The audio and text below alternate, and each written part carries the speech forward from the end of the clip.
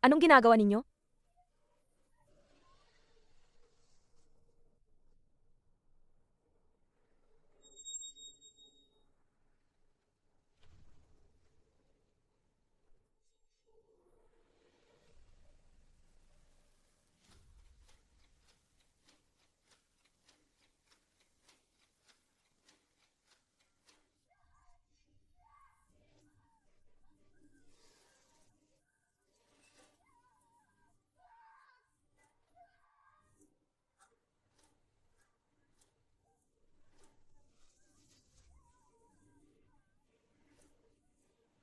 Tulong! Kung ganito pa rin, maaaring malubhang pagdurugo siya at mamatay. Saklolo!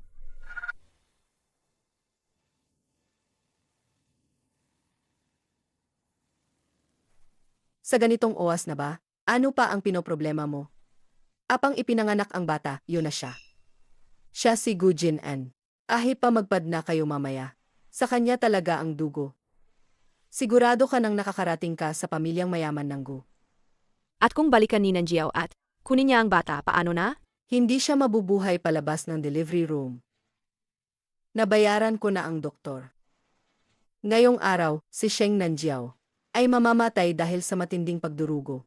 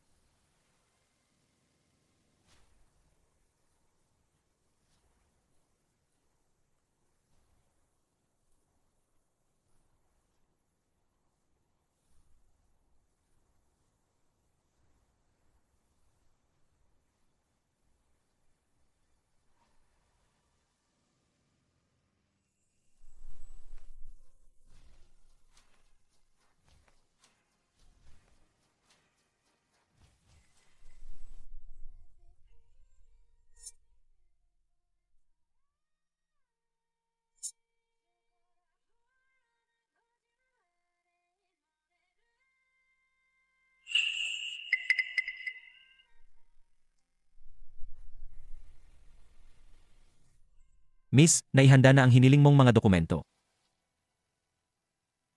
Mula nang mag-asawa si Sheng Jinju sa pamilyang Gu, ginamit niya ang impluensya ng kumpanyang Gu. Inalibutan niya ang sarili ng proteksyon. Kung gusto mong lumapit sa kanya, iyan lang ang daan. Ang asawa niya ay si Gu Jin-an. Siya ngayon, hawak niya ang buong kumpanyang Jiang. May kontrol sa mga pampinansyal na galaw. Siya ang presidente ng Gu. Sheng Jinju. Ikaw ang pumatay sa aking mga magulang noon. Inagaw mo ang kayamanan ng pamilyang Sheng. At kinuha mo ang aking anak. Ngayon, nais mo pa ring mamuhay ng payapa bilang misis sa isang mayamang pamilya. Ganyang buhay. Karapat-dapat ka ba? Hindi pinahihintulutan ng misis ang mga tauhan ni Gujinan na may ibang babae. Kapag dinadala mo siya pauwi, mag-ingat ka. Huwag mong pahintulutan ang kahit isang babae na lumapit. Naintindihan ko.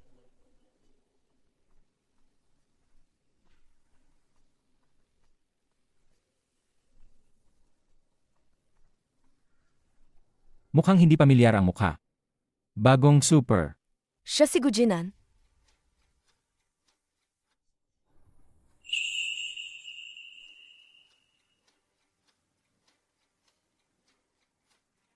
Siya ang Gu Jinan.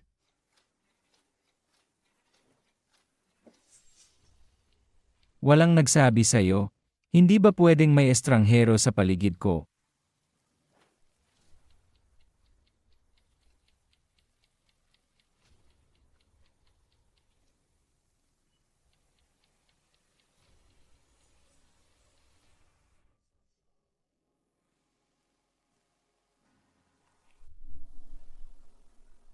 Bakit pamilyar ang amoy mo?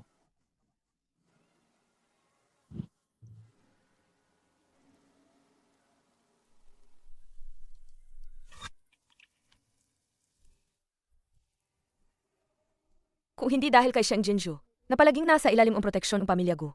Bakit kailangan kong lapitan ka? Para makapasok sa pamilya Gu. Yung emerald kong kwintas, ilang daang milyon lang. Hindi ito mapapantayan kay MRS Ken, ang kahon ninyo na puno, ng mga antigong Jede.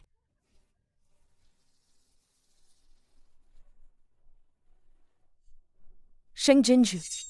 Matagal na tayong hindi nagkita.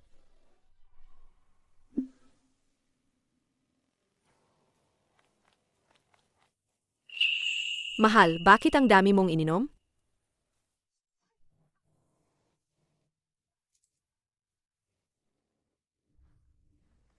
Sino ka? Ako ang bagong driver na ipinadala ni taga-asistensyang Chen. Sabi ko, yung dati nating driver. Bakit hindi makontak sa telepono? Nagpalit na. Hindi man lang sinabihan ako? Anong pangalan niya? Ligu.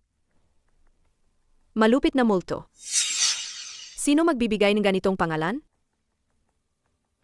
Sige na, ibalik ninyo agad ang asawa ko. Si Mrs. yon.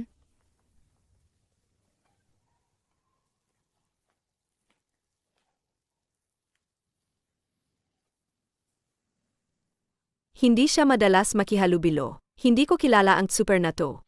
Bakit parang pamilyar siya, hindi ko may paliwanag. Matagal na kayong kasal ni Gu Jinan. Pero hindi pa rin niya kayang hawakan ka. Bihira siyang umuwi. Mahirap pa nga kumbinsihin siyang kumain. Pag natutulog ako, siya naman sa studi. Pero palagi kong naramdaman, may problema ang super na to. Akyat muna ako tignan.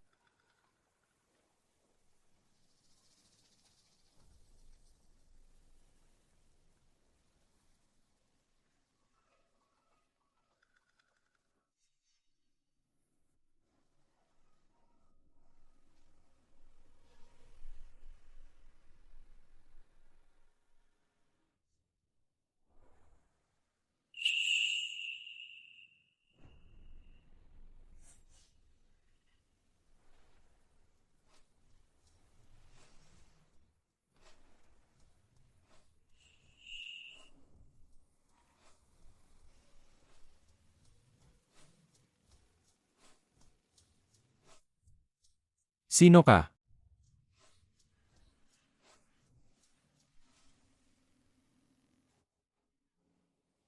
Sino ka naman? Napakahalaga nito kay Sheng Jinju. Bilang Mrs. Ngu, hindi ko siya papayagang makuha ang gusto niya.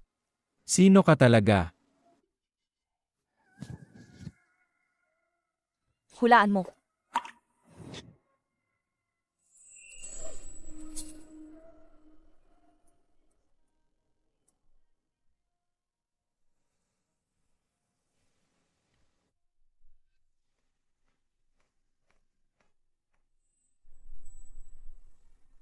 Ginoong Gu. Bumalik ang misis ninyo.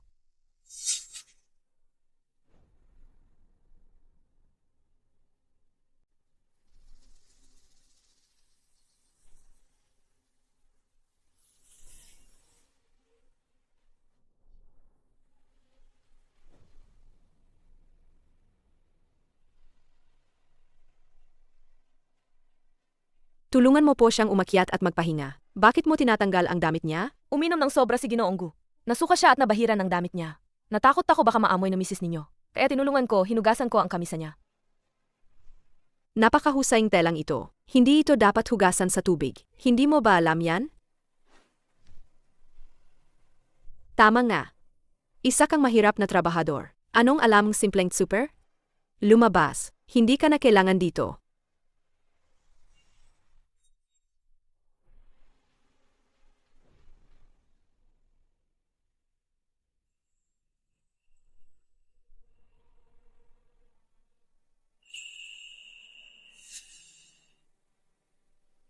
Ay, malit na Ginoo. Bakit ka napunta rito? Hindi umuwi si tatay ng ilang araw. Hinahanap ko si tatay. Siya? Siya ang anak ni na Sheng Jinju at Gu Jinan. Huwag mo nang pulutin yan.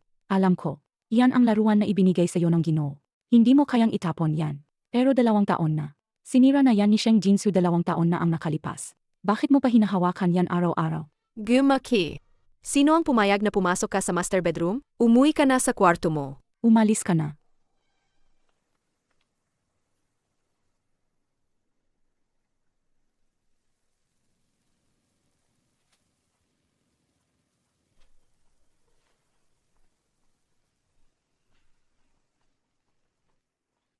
Mahal. Kagabi, sobrang lasing ka at nagsuka ka. Inayos ko na ang damit mo. Pagod na ako. Kagabi ikaw ba? Makinis ang gasgas. Ipinapakita na maayos na naputol ang mga kuko ng tao. Hindi siya. Kagabi, bukod sa super, sino pang nandiyan? Lumabas ka.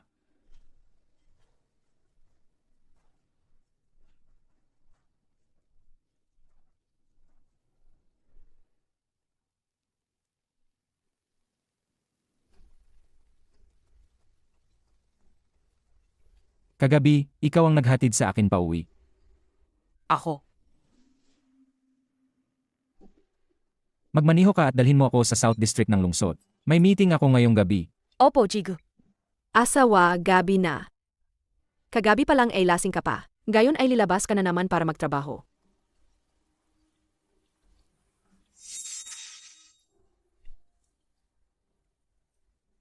Dumalhin ka rito.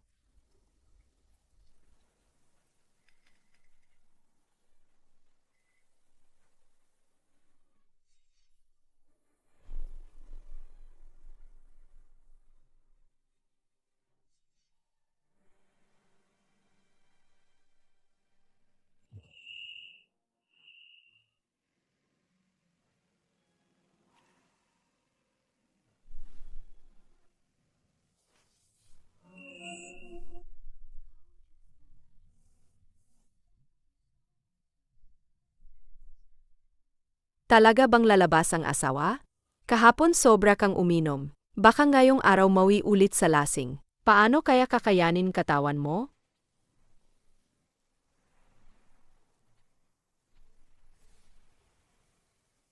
Sa mga footage ng surveillance na binigay mo, halos walang kuha si Gujin-an. Ibig sabihin, bihira talaga siyang umuwi. Tungkol naman kay Sheng Jinju, naghanda siya ng ilang sexy na night gown, at ng pabangong nakakagulo, mukhang, balak niya ngayong gabi ay ipakintal ang sarili niya, bilang isang malaking regalo sa karawan, para ibigay kay Gujin-an.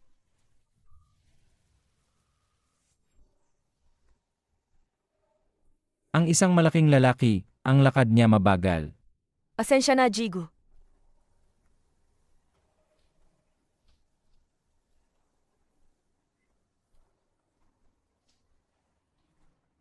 Ang galit mo pala. Sheng Jinju. Mukhang natamaan ko ang iyong mahina. Ang kontratang 20 milyong yuan ng kumpanyang Gu. Nakadepende sa iyo.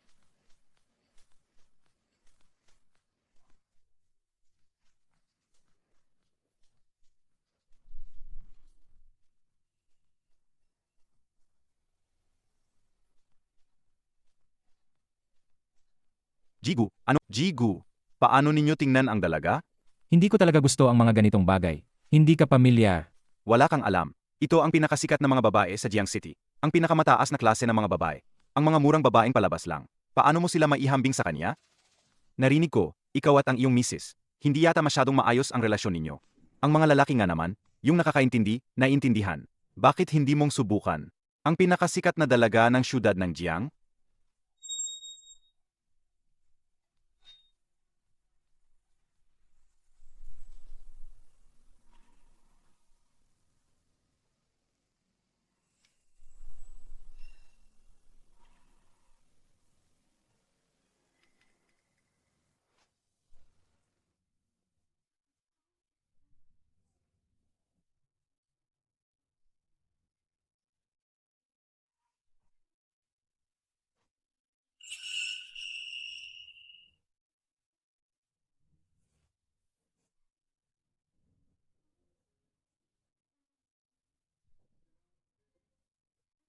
Gujin-an. Uminom ka ng isang baso. Muling nararamdaman ang pamilyar na lasa.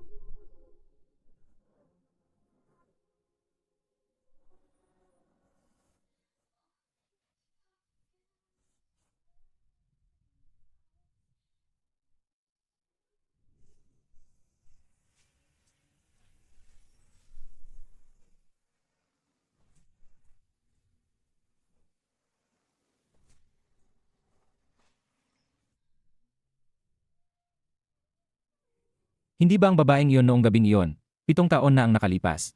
Ay hindi talaga si Sheng Jinju. Anong oras na naman ito? Bakit hindi pa bumabalik si Gujin-an?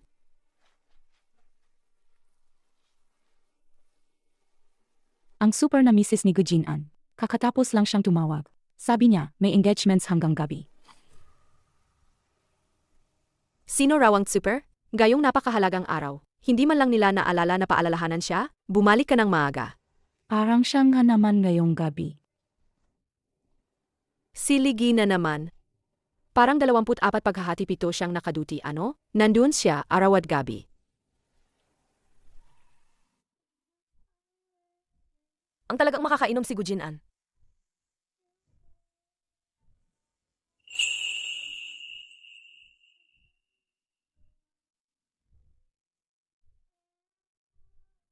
Uminom ka pa ng isa.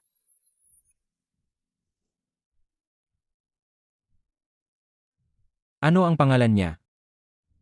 Kung iinom si Gujin-an ng basong ito, sasabihin ko sa'yo. Seg.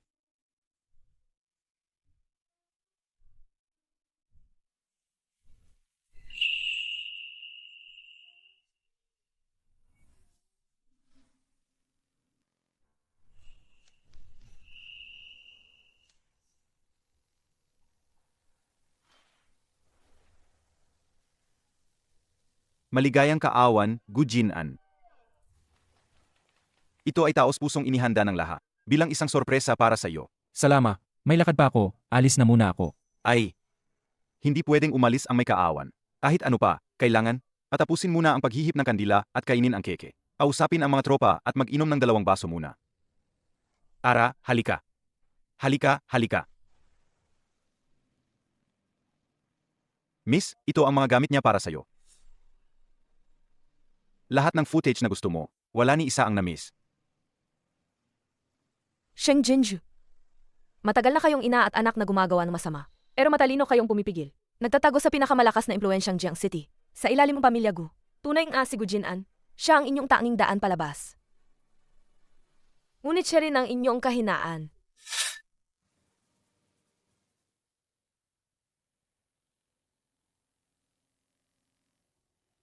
Gujin-an. 7 taon na. Ano pa ba ang kailangan niyang gawin para tumingin ka sa akin?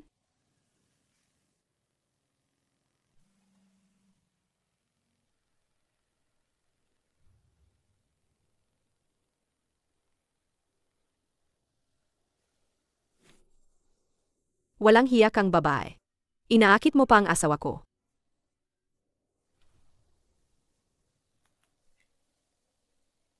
Alamin ninyo, tignan kung nasaan ang asawa ko. Saan huminto ang sasakyan? Sa anong nightclub? Sabihin ninyo agad sa akin.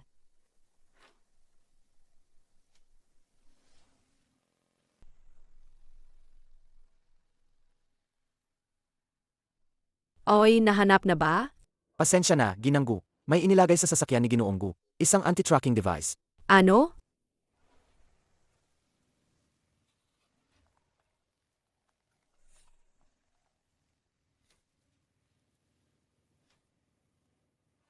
Nakita niyo ba ang isang tao, nakasuot ng itim na lace na maskara? Wala. Tigilan mo yan. Bayaran mo na agad. Ngayon sasabihin ko sa'yo, wala nang silbi kung magsalita ka. Anong ginagawa mo? Hoy! Sino ka? Kilala kita. May utang itong bata sa amin. O, bayaran mo na lang siya. Anong nangyayari? Gujin-an, wala po akong utang. Kanina nung nagpapark ako, sinasabi nila, sinakop ko raw ang parking nila. Pero doon naman ay pampublikong paradahan. Ayaw mong magbayad. Magkano? Hindi marami. 2,000.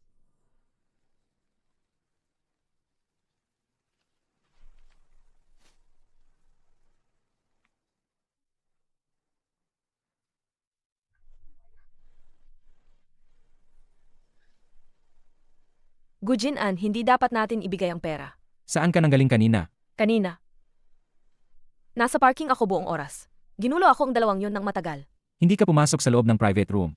Buong oras nila akong ginulo. Kailan ako magkakaroon ng oras pumasok doon? Ah, tama Gujin-an. Si Sheng Jinju ay tumatawag ng paulit-ulit kanina. Hinihimok niya kayong umuwi.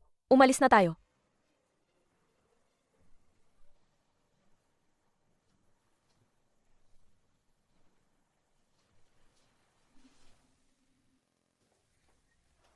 Mahal, wala akong ibang ibig sabihin. Gusto ko lang itanong sa'yo. Saan ka nga ba napunta kagabi?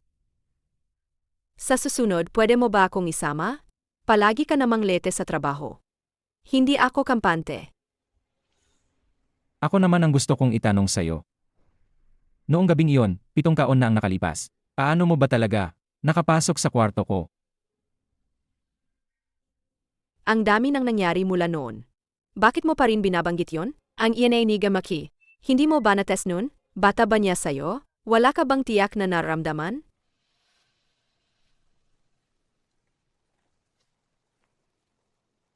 Oy, Ligi, Kuya Ligi. Ang kusinerang gayon.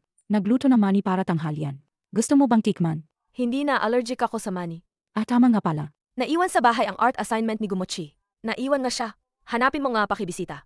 Kailangan ko rin siyang dalhin sa paaralan. Saji, sandali ka lang. Isa pa.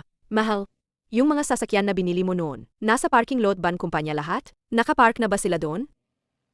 May inilagay ka bang anumang bagay sa loob? May ibig sabihin ba yon? Wala, tanong lang. Out of curiosity lang, walang espesyal. Kahit na inilipat mo kagabi, itong babaeng tuso, tago siya. Madali o huli, mahahanap ko siya.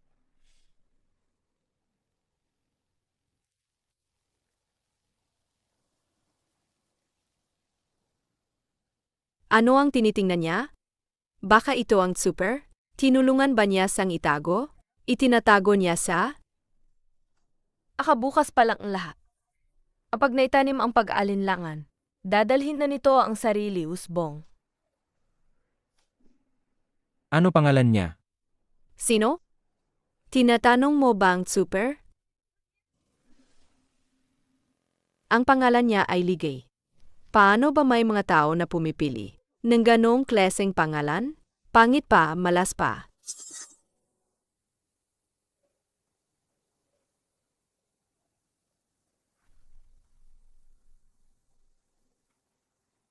Dalhin mo ang mga papeles ni Ligi sa opisina ko.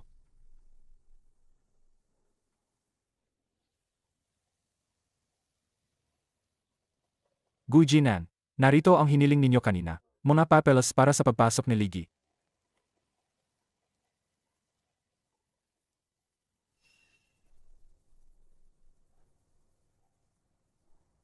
May engagement tayo mamaya sa Earl Club. Ipasama mo siya sa akin doon. Earl Club na naman, bakit parang di ko maalala? Nabahagi ito ng schedule natin na yung araw.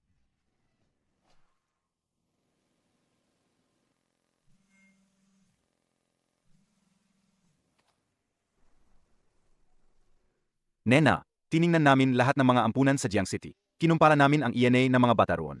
Wala kaming nakita. Walang bumagay. Walang batang tumugma sa kanyang blood type. Sigurado ka bang buhay pa ang batang iyon?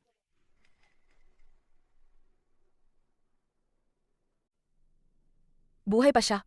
Sigurado ako. Si Sheng Jinshu ay may kaugnayan sa kanyang anak. Sila lahat ay napakawalang hiya. Ang anak ko, saan niya ba inilagay ang bata?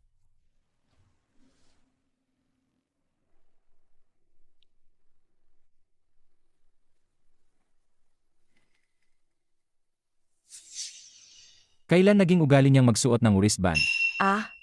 Araw-araw hawak ang manibela. Madaling magasgas ang pulso. Kapag may suot, may kaunting proteksyon. Ganun ba?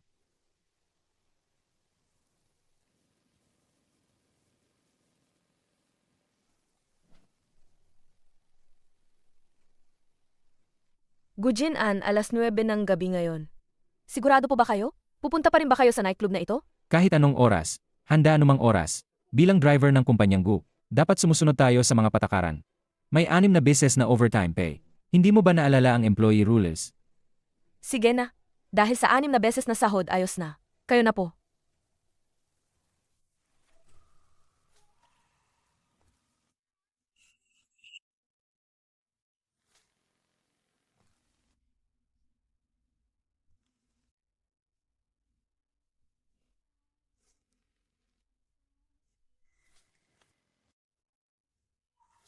Bakit nag-alala ka?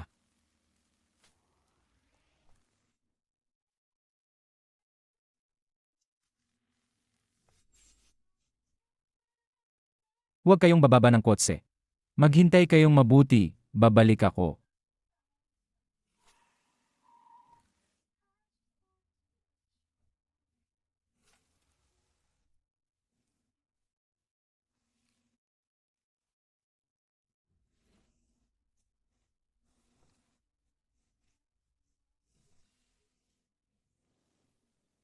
Gu Jinan, tandaan ko, maliban sa trabaho, kakaunti lang ang ganitong lugar na pinupuntahan ninyo. Ngunit madalang. Ngayon, ano ba ito? Mukhang napansin ninyo ako, Gu Jinan. Anong dalaga ang napapansin ninyo? Yung isang may itim na lace na maskara noon. Nandiyan pa ba siya? Siyempre nandiyan pa. Maghintay lang kayo sa loob. Dadala ko siya sa inyo ngayon din.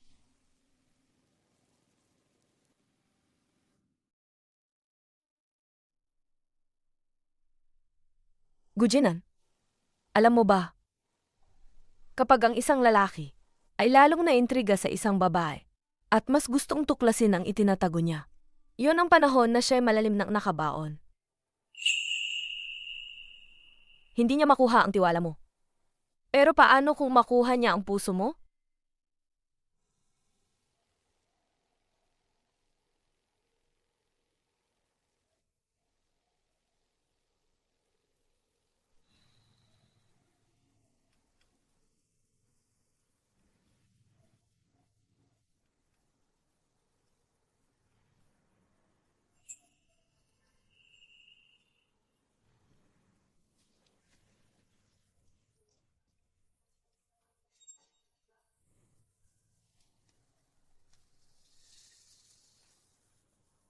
Gu Jinan, tingnan mo ang mga ito. Ano masasabi mo?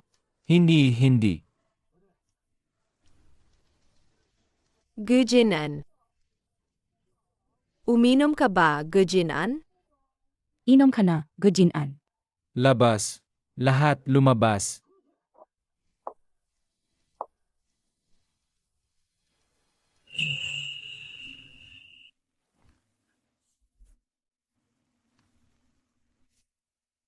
Nahuli na kita. Aha, mahilig pala si Gujinan sa ganitong thrill.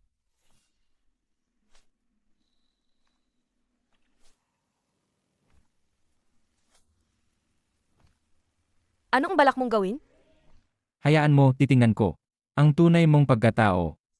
Saj, inaasahan ko rin. Makikita mo ba ang tunay na anyong lahat?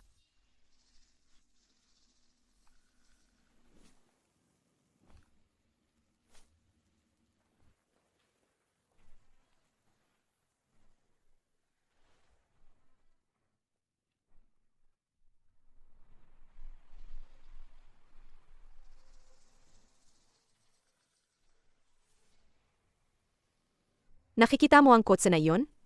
Sundan ninyo. Tuloy, hanapin ninyo ang babaeng iyon.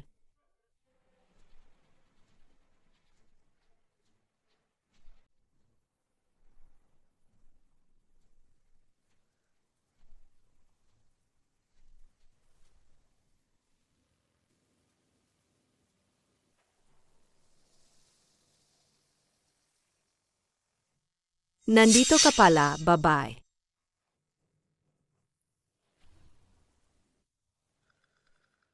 Bakit hindi siya yun?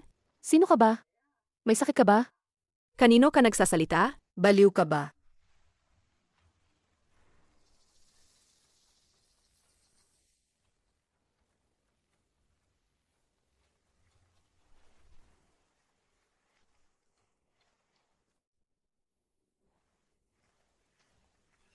Bakit perperho kayong suit? Mrs., hindi pa namin nahanap ang tao. Sige, magpatuloy kayo sa paghahanap. Kitang-kita ko ang kotse niya. Imposible na wala siya rito. At saka si driver, si Ligay. Sigurado akong nandoon siya.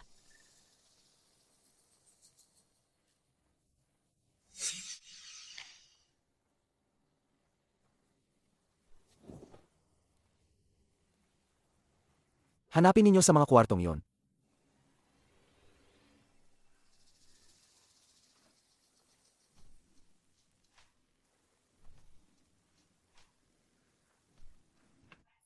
Hubad na ang babae doon. Huwag na kayong papasok. Wala rin ang driver. Tara, lakad na.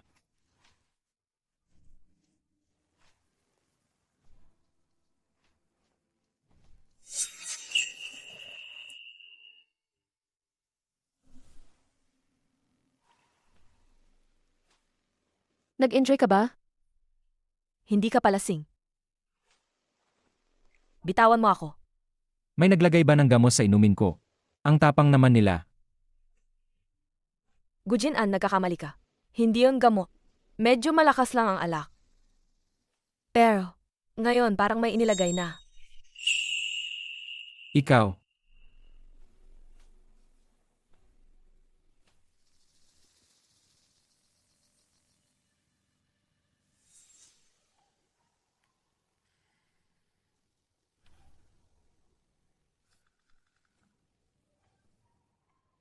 akala ko tama ang alaala ko. Noon din, sinamantala mo akong lasing. Hinubad mo ako noon. At ngayon, inuulit mo ang ginawa mo. Bakit bang ganyan ang babae na to? Anong klaseng kalakaran yan?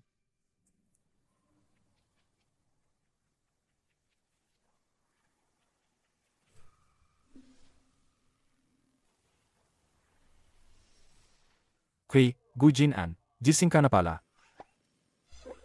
Huwag nang hanapin, tayo na lang. Saan na si Ligi? Pinapadala namin siya maghatid ng dokumento. Umalis siya ng maaga kaninang umaga. Nang maaga. Kaya kagabi. Kagabi si Ligi ang nagpa-drive sa akin. Dinala niya ako sa Aero Club. Sabi niya, lasing daw ako. Hindi pa siya pinapababa ng kotse. Kaya kinailangan kong pumunta at tumulong. Mukhang hindi ka pa rin magising sa alak kaninang umaga. Kailangan mo pang alagaan. Kaya pinapunta ko siya para mag-duty sa Business Street. Hanggat nandun pa ang kotse, ang laman ng dashcam, hindi niya kayang burahin. Titingnan ko kung hanggang kailan siya makakatago. Dumating na ang misis at ang matandang misis. Pero mukhang may natakot sa kanya. Hindi maganda ang kulay ng mukha niya. Patuloy siyang may sinasabi tungkol sa buhay at kamatayan. Ano?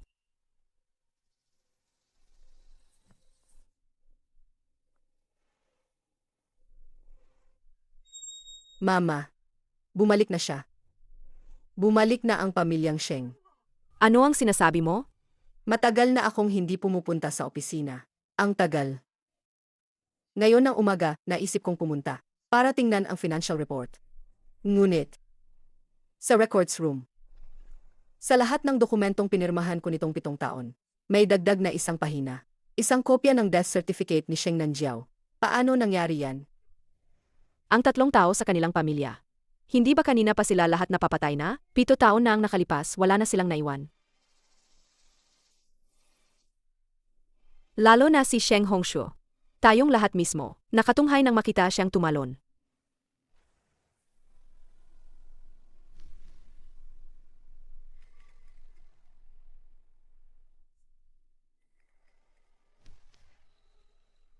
Pero, pwede pa bang muling makuha ang kanyang death certificate? Anging pinakamalapit sa kanya lang ang makakagawa nito. Sino kaya iyon? Baka, may nabubuhay pa bang tao sa pamilyang Sheng? Hindi pwede.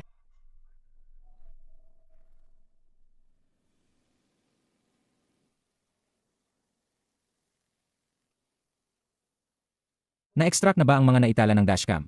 Na-download na ba? May nangyari kay Ginonggo. Nasangkot si Ligi sa aksidente. Ano?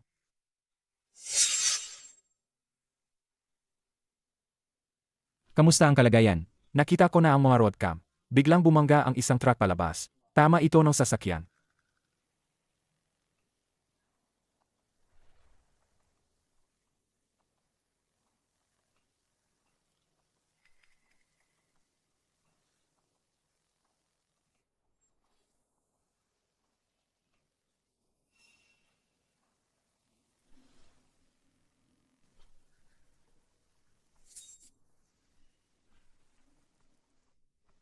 Gujinan, bakit ka nandito? Hindi ka man lang kumatok. Lalaki lang naman tayo. Kailangan ta ba kumato? Ang tindi ng pinsala. Bakit hindi tumawag ng doktor para gamutin ka? Mukhang busy ang mga doktor. Kaya hindi ko na sila pinatawag. By the way, Ginoonggu, nasira ko ang kotse ninyo. Napakamahal ang sasakyan. Hindi ko kayang magbayad. Talaga. Nagkataon nga at nasira ang kotse. At hindi rin mahanap ang mga surveillance. Bakit hindi pa umaalis ang Ginoong Gu? Ako ang boss mo. Dapat ipakita ko ang pag-alala at pakikiramay. May problema ba? Mukhang hindi na ayos ng maayos ang suga. Dapat tumawag na tayo ng doktor kanina. Hindi na kailangan. Hindi ako gagalaw. Ikaw, hayaan mo ako ang magpahid ng gamot. Lalaki lang tayo, ano ang katatakutan? Wala na tayong cotton swab. Gagamitin ko na lang ang kamay ko para magbahid. Hindi ka ba nag-aalangan?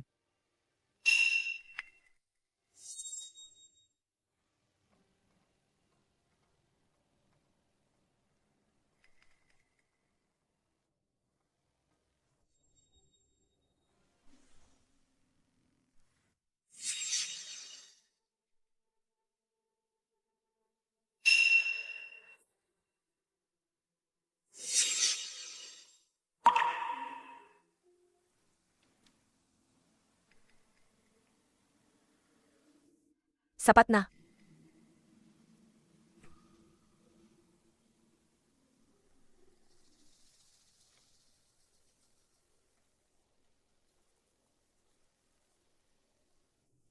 Mahal, sabing doktor, may kailangang ipaalam. Kailangang sabihin ito sa mga kamag-anak. Hindi ba si Chen Hao nasa labas? Hindi ko alam. Siguro may kailangang asikasuhin siya.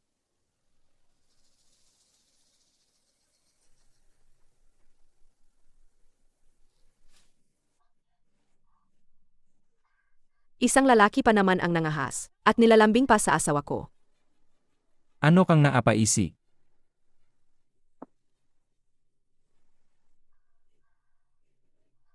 Isang lalaki lang siya. Ang mukha pa niya parang mapang-akit, at nangahas pa siyang maglaro sa harap mo. Sige, gawin mo. Alam mo naman na babalik si Gujin-an para kunin ang naiwang telepono niya. Kaya naman, sinadya niyang magpakatanggay. Parang ganoon bang kalubha ang itsura niya? Wala akong interes sa mga lalaki. Kahit babae pa siya, kung may gustong mangyari sa akin. Anong karapatan mo para makialam? Baka naman may ibang intensyon siya. Sino ba ang nakakaalam?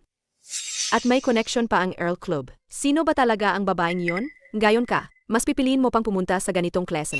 Mga lugar na hindi maayos para maghanap ng babae. Kaysa magtingin man lang sa akin. Gayon naman. Mas pipiliin mong mahawakan ang isang lalaki. Kaysa ako. Kaya noong gabing iyon, may tao ka na nagmumonitor sa akin. Ako. Araw na yon pupunta sana ako sa kumpanya para hanapin ka. Pero umalis na ang kotse mo. Kaya sinundan ko na lang. Sheng Jinzu. Para sa dangal ng aming kasundong ikakasal. Matagal na. Sapat na ang aking pagtitiis sa iyo. Huwag mo nang subukan pang lampasan ang hangganan ko. Hangganan? Sino ang hangganan mo? Siya ba? Kanina nasa labas akong pinto. Kita ko nang malinaw. Ang tanging pervert na iyon ay sadyang. Lumabas ka.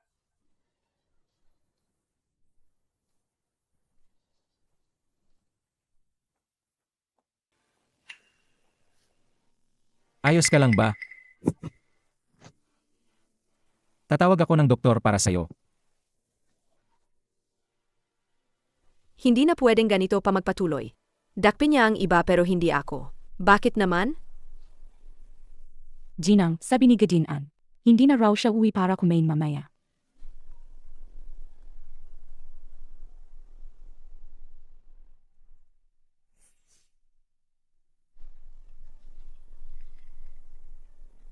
Hindi ko ba sinabing huwag mo na akong tawagan? Bakit tumatawag ka pa sa akin? Sheng Jinju, kamakailan may nag-imbestiga sa'yo sa kumpanyang Gu. Mag-ingat ka, huwag mong ilabas ang mga bagay na iyon. Kung hindi, hindi magiging maganda para sa atin.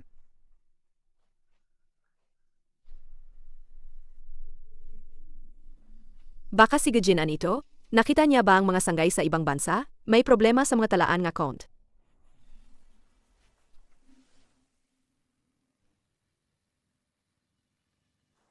Miss. Yung iniutos nyo kaming mag-imbestiga. Nahanap na namin ang taong iyon. Nangyari iyon 7 taon na ang nakalipas. Sa Jiang City People's Hospital. Isang gynecologist. May mataas na kakayahan sa paggamot ng hindi nagkakasanggol na mag-asawa. Sa larangan ng infertility. Infertility. 7 taon na ang nakalipas. Sa pribadong account ni Sheng Jinju, may 2 kakaibang transfer na lumabas. Inadala sa 2 magkaibang doktor. Isa, ay yung doktor na halos nagpatay sa inyo noon sa delivery room. Noon sa delivery room, halos kitang mamatay. Ang isa pa, ay yung taong kakakita lang natin ngayon. Yung kani-kanina lang naming na-verify. Matapos niyang tanggapin ang malaking padalang pera mula kay Sheng Jinju, bigla siyang nawala. Nang hanapin siya ng aming mga tao, nagpalit na ng pangalan at nagkubli na siya. Naglaho na siya. Nagtayo siya ng maliit na klinika sa Linchi. Ngunit ilang taon na rin yon. At sang check-up. Ito ang record. Sa medical check-up ni Sheng Jinju noong nakaraang taon. Bakit nakasulat na hindi siya nagkaanak? Baka.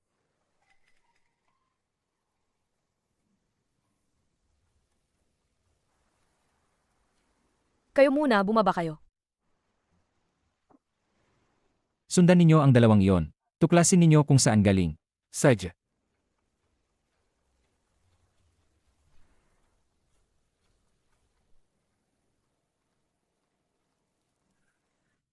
Jinong, pagkatapos namin mahadlangan ang 2 iyon, kahit hindi namin pigilin o suholin sila, hindi talaga nagsasalita, matigas ang bibig.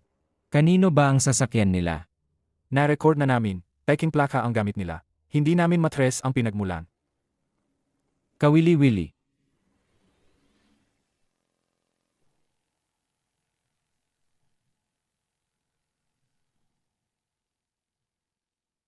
Sheng Jinju. Kaya pala noong nasa pamilya Sheng kayong anak mo, hindi lang kayo naghangad ng pera at nagpakamatay. May iba pa kayong balak. Infertilidad. Yan pala ang dahilan mo kung bakit ninakaw ang anak ko. Kaya, ang pagkaantala ni Chi. Ligi, dumating na ako para makita ka. Ligi, hindi ka rin pala mahilig sa sibuyas at kulantro. Hindi ka rin pala mahilig. Mahilig ka rin sa bantat ng isda. Bakit ang mga gustong gusto ko? Pareho pala sa gusto mo.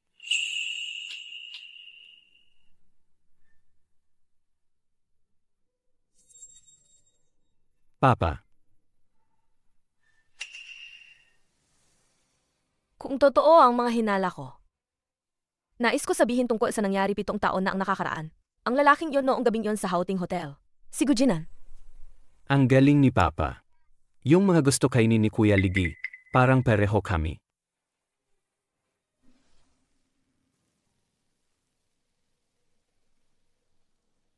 Chichi, kailangan magpahinga si Kuya Ligi. Hayaan mo munang ihatid ka ni Uncle Chen Hao. Halika, Chichi. Bye-bye.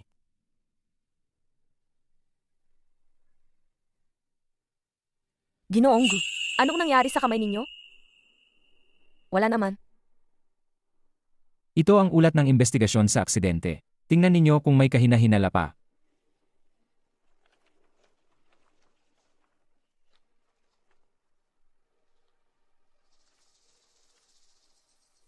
Wala akong nakikitang problema. Kung kailangan ninyong kasuhan ang driver na ito, maaari ko kayong kulungan maghanap ng abogado. Ginoong Gu, tungkol sa pananagutan, hindi ako masyadong nakakaintindi riyan. Ipadala na lang ninyo ang tao para ayusin.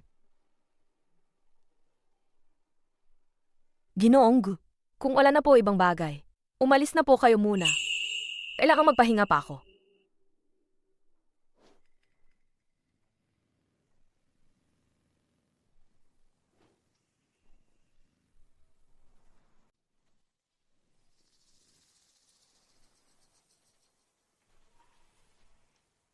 Bakit kanina hindi mo ipinaggatuloy ang usapan?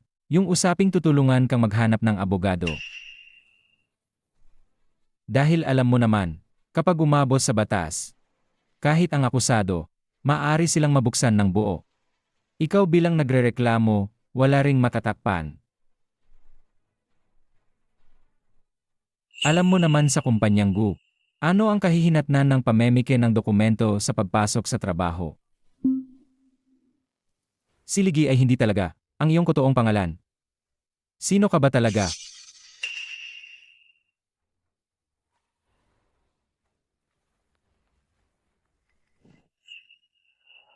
Nagtapang kapangan kang maglinlang sa harap ko.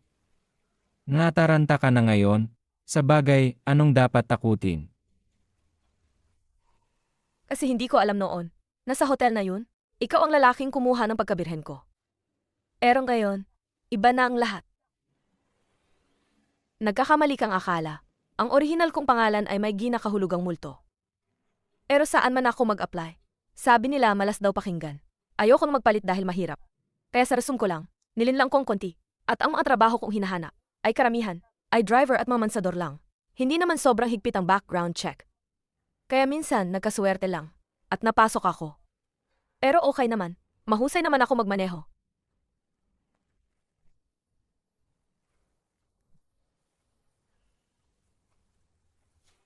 Boss go, malapit nang magsimula ang launching ng bagong proyekto. Kailan po kayo darating? Nakahanda na ang mga partners.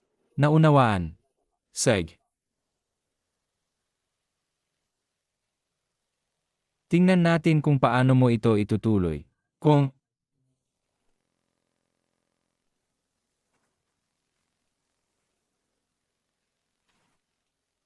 Kung ang taong nasa gabing iyon 7 taon na ang nakalipas siya nga. Ano nga ba ang papel niya sa buong pangyayaring ito? Hanggang hindi lubusang nalinaw ang katotohanan tungkol dito, huwag na kaming magkaroon ng anumang kontak sa kanya. Kailangan kong humanap ng paraan para makaalis.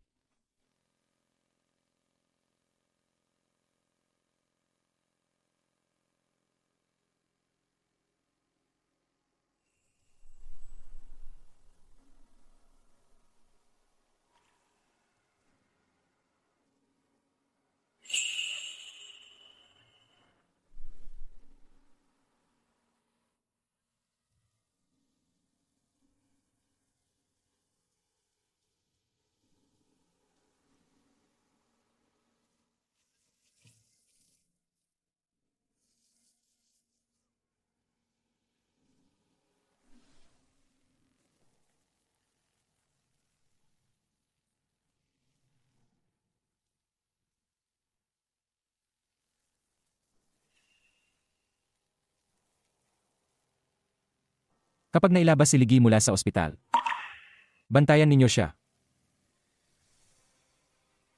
Hoy, Sheng Jinju, may baong negosyo ka na naman? Ipakilala mo siya sa 2 kapatid ko. Tandaan mo itong tao. Ayusin ninyo siya agad. Mas mabuti, huwag na siyang bumalik sa Jiang kailanman.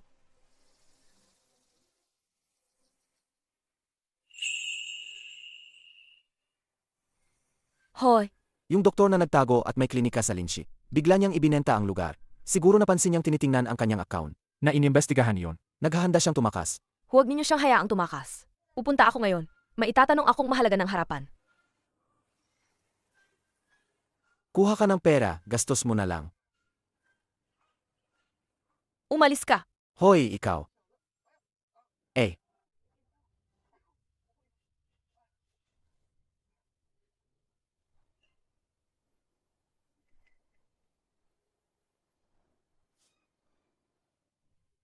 Wala kang kwenta.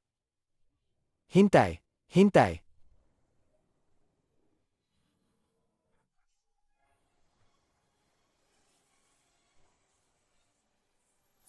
Hoy, Gujinan.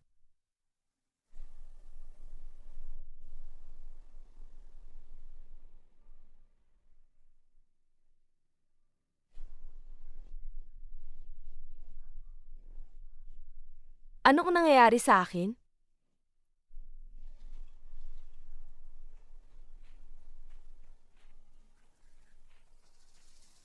Anak, gising na siya.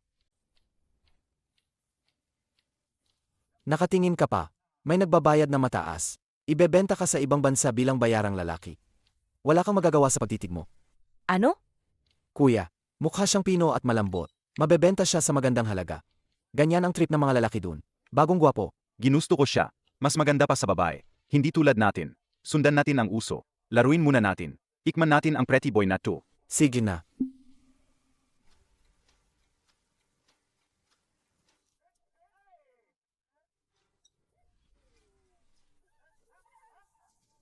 Inalayan na siya ng gamot, pero napakalikot pa rin niya. Mas mabuting mag-ipon ng lakas. Pagkatapos, sigaw ng ilang bises. Mukhangang pa ang babae. Wala rin siyang lakas. Akala niya makatakas siya. Kuya, hilahin niyo ang damit niya. Gawin na natin to sa kanya. Halika, Ayoko. Bitawan niyo ako. Tigil.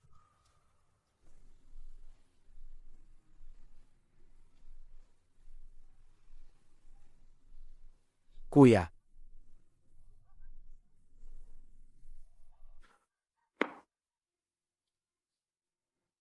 Bakit ang init niya?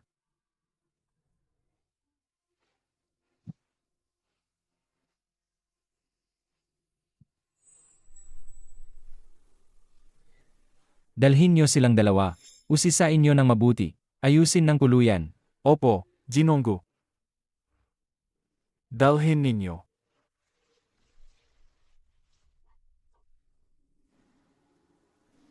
Huwag kang alis.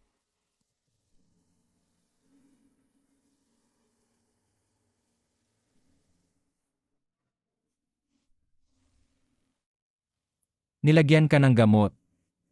Dadaling kita sa Hueren Hospital.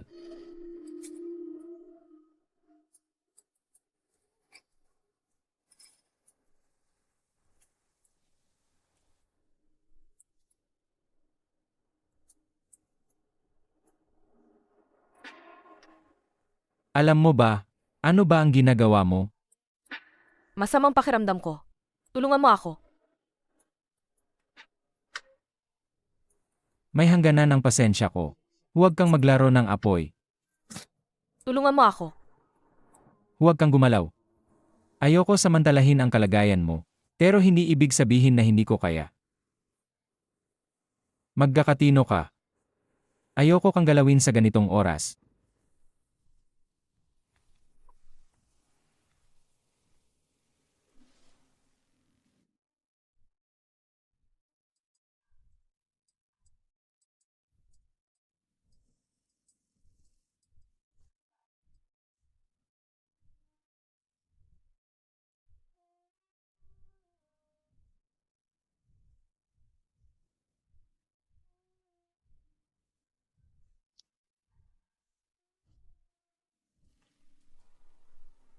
Babae na pala siya.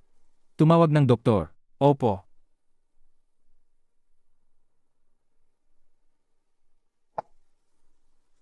Ginoong Gu, huwag mag-alala. Ayos na siya. Matulog lang siya, gagaling. Nalaman niyo na ba? Kanino ang dalawa? Nabalitaan ko. Si Sheng Jinju raw. Tinawagan at tininan ko kanina. Sa bank accounts ng dalawa, biglang may dumating na transaksyon. Isang naka-encrypt na remittance via Yai Channel. Sa Jiang City, ang may ganitong kapangyarihan ay tanging mga tao ng pamilya Gulang. May mas detalyadong ebidensya pa ba? Sabi pa ng dalawa, sa mga nakarang taon, palihim na tumutulong kay Sheng Jinsu. Marami na siyang nagawa, lalo na noong mga nakarang taon. Pinapansin pa nila ng madalas. Isang maliit na klinika sa Linshi. Hindi malinaw kung anong layunin. Klinika.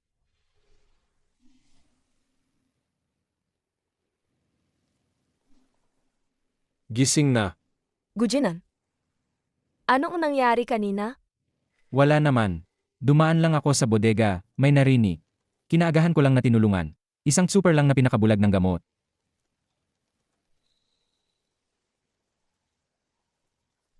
Salamat. Kung wala nang iba, alis na muna ako. Ha? Ganito ba ang magiging pagtrato mo sa taong nagligtas sa'yo? Ito ba ang nararapat? Nagsabi na nga akong salamat. Malaki ang pamilya ni Gu. Hindi naman siguro naging kayamanan ang munting utang. Yun na lang ang kaya kong ibalik.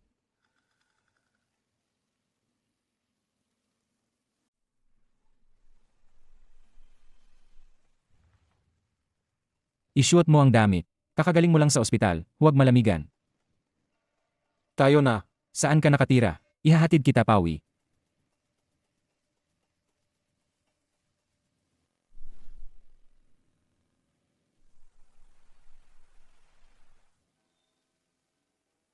Salamat, Gujinan. Sige, alis na ako muna. Ha, bilang boss mo. Tapos inihatid pa kita pauwi. Bakit hindi mo ako inanyayahan umaakyat at umupo?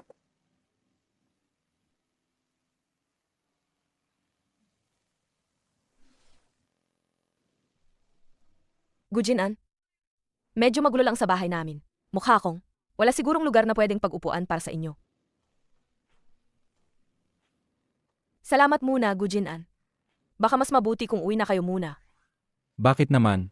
May problema ba sa loob ng bahay? May tinatago ba kayong di dapat makita? Ang bilis naman kayong magpaalis.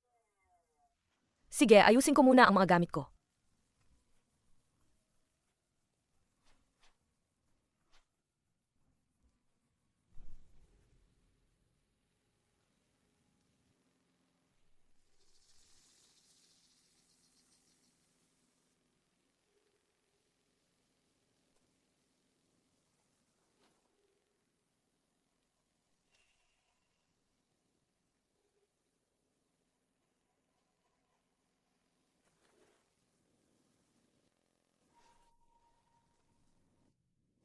Gujin-an, nandoon ang kwarto. Medyo hindi comfortable.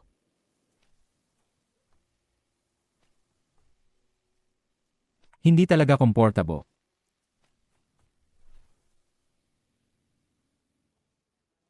Isang malaking lalaki pa naman. Araw-araw instant noodles lang kinakain. Kaya pala ang payat nyo. Dahil kakalabas mo pa lang ng ospital, magpahinga ka muna. Wala ka munang pasok mga ilang araw. Ayos yun? Pwede akong pumunta sa Linshi. Sasabihin ko kay Chen, how na tumulong sa'yo nitong mga araw. Mag-ayos siya ng isang yaya. Para alagaan ka. Hindi na kailangan. Eh ako naman mag-isa.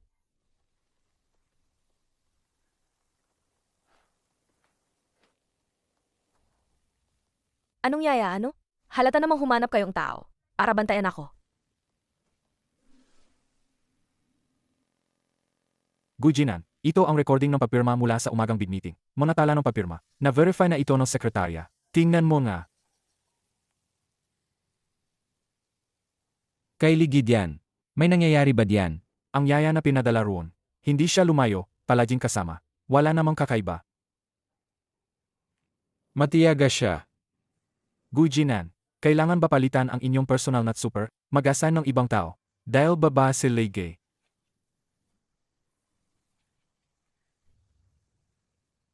Hindi mo na kailangan. Pag gumaling siya, babalik at magkapatuloy sa trabaho. Titingnan ko kung ano ba talaga ang kaya niyang gawan pa. Kailan tayo alis papuntang Linshi? Kaya na.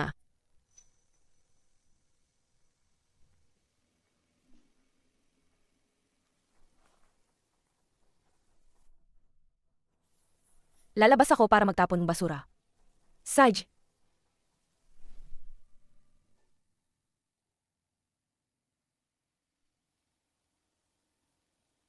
Sabi ko gusto kong bumaba at maglakad. At tumulong magtapon ng basura.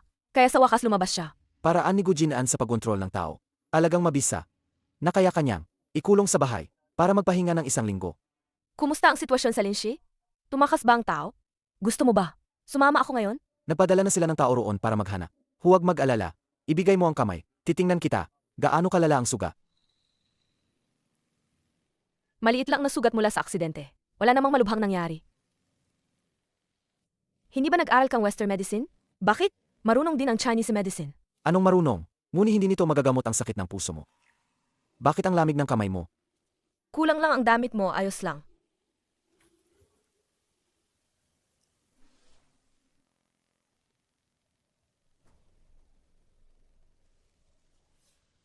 Mukhang hindi na tayo makakaalis. Umalis ka na muna.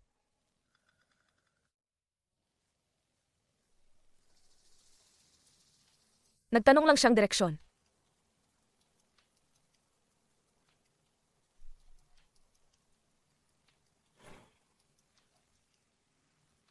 Uwi ka muna. Saj. Gujinan, kanina sinabi ko na sa iyo. Naipaliwanag ko na. Nagtanong lang siyang direksyon. Ako super mo lang. Panahon ng pag-uwi mula sa trabaho. Tinuro ko lang ang daan malapit sa bahay. Hindi ito lumabag sa anumang patakaran ng kumpanya, di ba? Maghugas ka ng kamay. Maghugas ng kamay. Kanina hindi ka ba bumaba para itapon ang basura? Bakit pagkatapos magtapon ng basura, hindi ka naghugas ng kamay?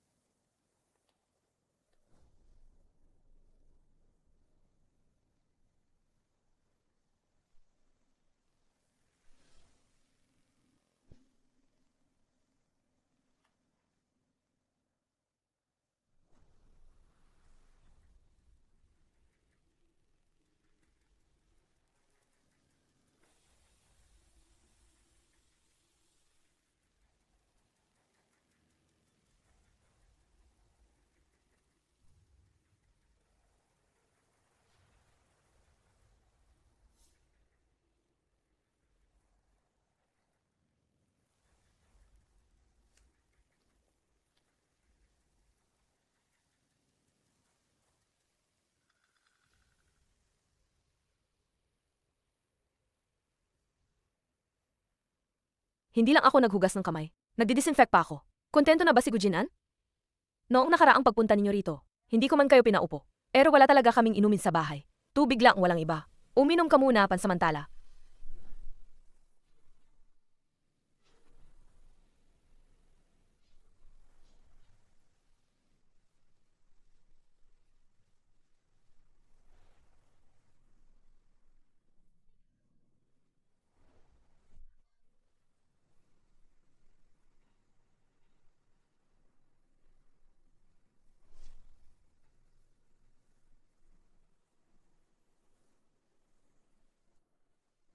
Mas gugustuhin kong masira ang kotse ko, kaysa mailahad ang isang lihim.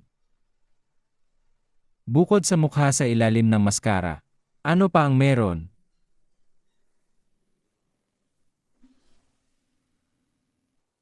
Iniimbestigahan mo ako. Sinisikap mong lumapit sa akin. Ano ba talaga ang layunin mo?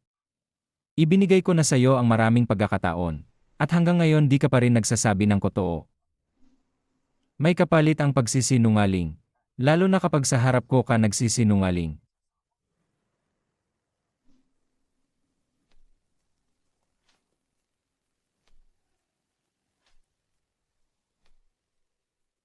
Hindi ba nakikita ni Gujinan? Ano ang dapat niyang makita?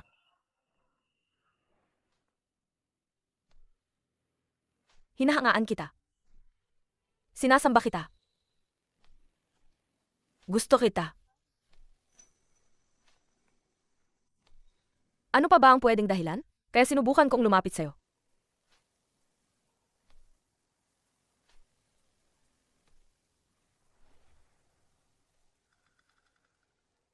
Hinahangaan mo ako. Sinasamba mo ako. Gusto mo ba ako? Habang ginagawa mo yon, parang sa Earl Club, ginagawa mo ang lahat ng paraan. Paulit-ulit ang pareho mong kamamaraan ng pang-aki. Tinatago mo ang kusilyo sa likod. Ano nang inaasahan mong mapipigilan? Ako ba? Ngunit, ang unang plano mo, talaga namang nagtagumpay. Ano ang sinabi mo? Pang-akit sa akin.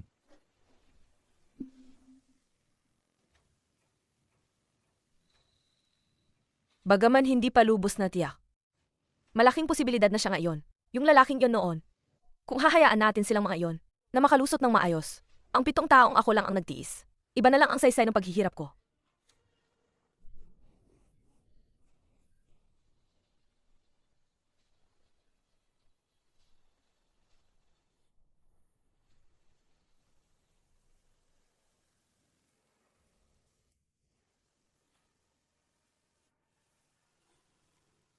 Si Gujin ang sa labas ay bihirang magpakita ng interes sa babae. Ngunit hindi ibig sabihin nito na hindi siya gagawang lihim na relasyon sa loob ng kasal.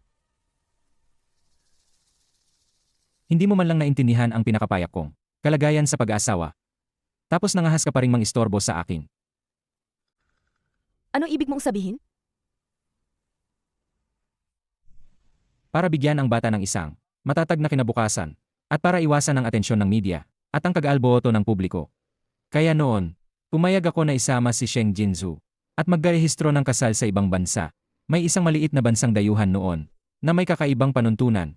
Ang kagpapahistro ng kasal matapos ang 3 buwan lamang magiging epektibo.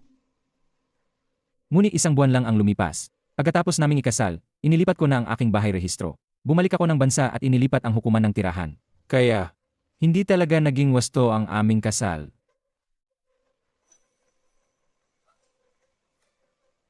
Kaya nga kinalkula pa ni Gujin ang pati ang kanyang sariling asawa. Ang lalim ng kanyang pakana. Talagang hindi ko siya maabot. Asawa. Hindi siya karapat-dapat. Yung pagbayag niyang gawin ang desisyon noon. Dahil siya ang tunay na ina ng bata. At binibigyan siya ng huling dangal. At respeto lang. Tunay na ina. Hindi niya talaga alam. Ang nangyari noon, hindi siya kasali sa komplot. Paano ka sigurado na siya talaga ang nag-anak ng bata? Anong sabi mo? Sabihin mong dalhin nila si Ligay palayo. Bakit ilang araw na to? pero hindi pa sumasagot sa telepono. Baka may nangyari?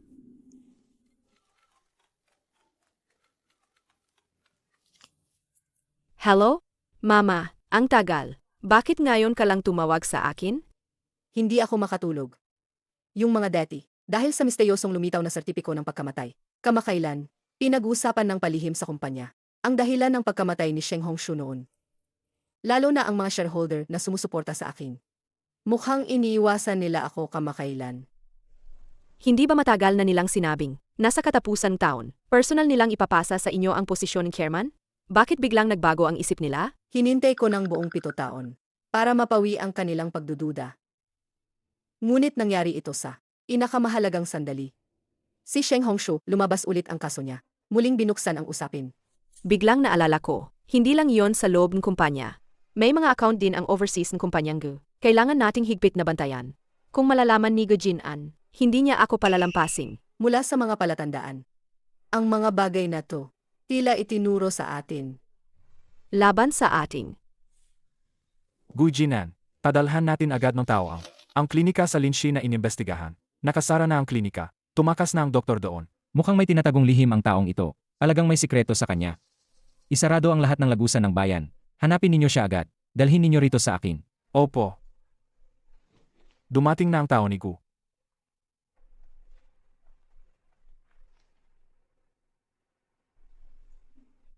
Ginoong Gu.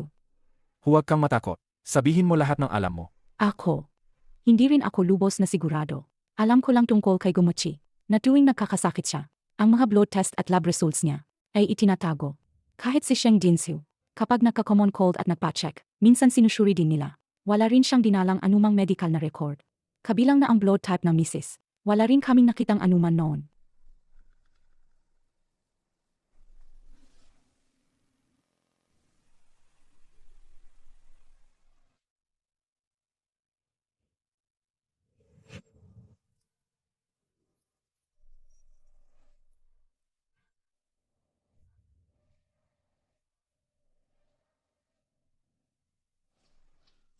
Ang kondisyon niya noon, alagang may kakaiba sa kanya.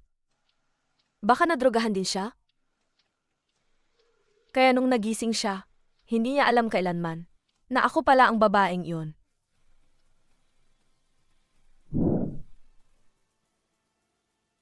Magandang araw po. Kamakailan lang po akong na-admit dito. Pwede po ba? Ang doktor na kumuhang dugo para sa akin at sa isa pang bata. Nandyan pa ba siya? Paki-schedule naman ang appointment para sa kanya. Kailangan kong ENA test para sa paternity. Saj.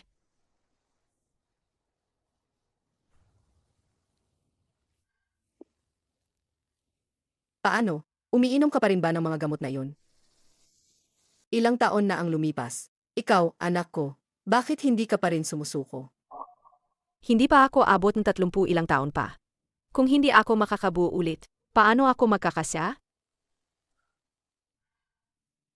Dahil sa 2 beses kong pag-inom ng gamot, palagi akong masama ang tiyan. Kailangan kong bumalik sa ospital para magpa-check. Ah, nanay. Saan mo inilagay ang medical kong record? Huwag mo nang hanapin. Yung mga record ng aking gynecological exam, nakatago ko lahat noon. Walang silbi ang mga kasong iyon. Hindi nagagaling ang infertility mo. Sa buhay mo, imposible kang magkaanak.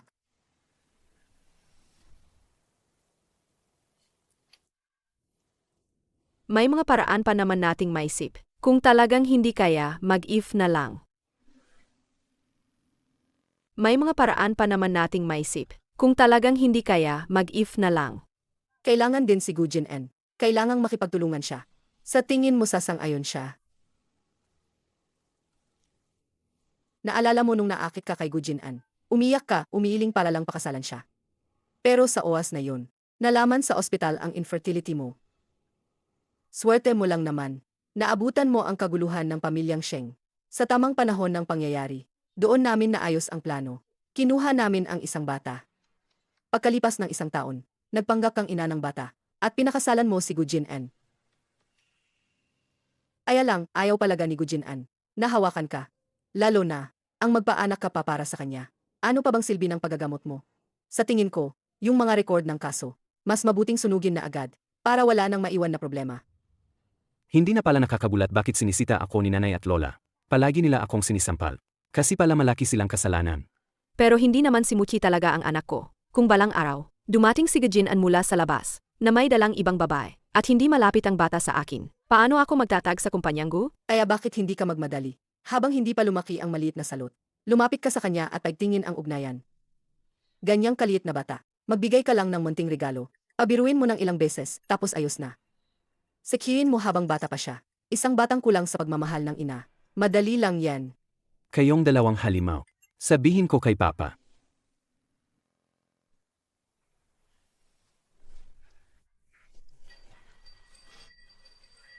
Kailan siya nagtatago rito? Narinig ba niya lahat? Hindi pwede. Itong bagay na ito, huwag nating hayaang magsabi siya. Guardia.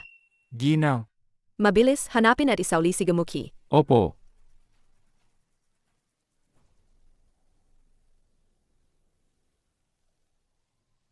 ER Wang. Siya nga siya. Si Gumuchi nga. Buhay pa ang anak ko. Sheng Jinju. Sheng Jinju, inakala mong pwede mong agawin ang anak ko? Aralin langin sa kasal.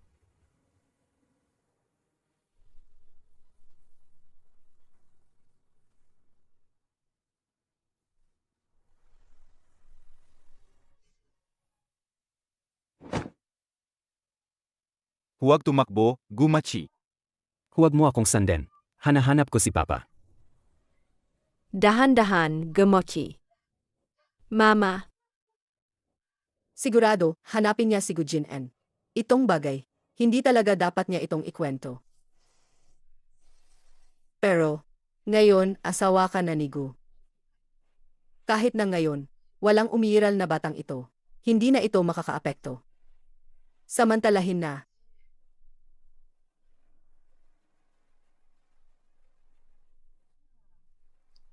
Wala na, ganun na lang.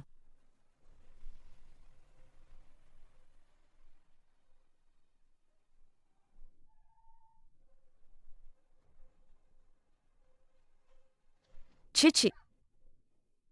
Anong nangyari? Kuya Ligi, hahanapin ko si Papa. Ang mama at lola sa bahay. Lahat sila masama.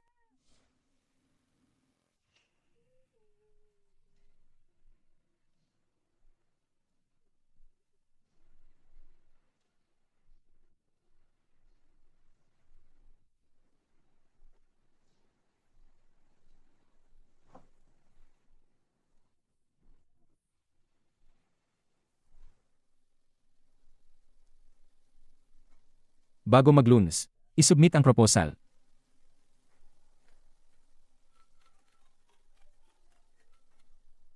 Halo, si Gujin An Bato. Bumalik ka agad. Yung Sailigi, akatong bigla siyang dumating sa bahay ni Gu. Dinukot niya si Gamuki. Di namin alam. Baka may masamang balak siya.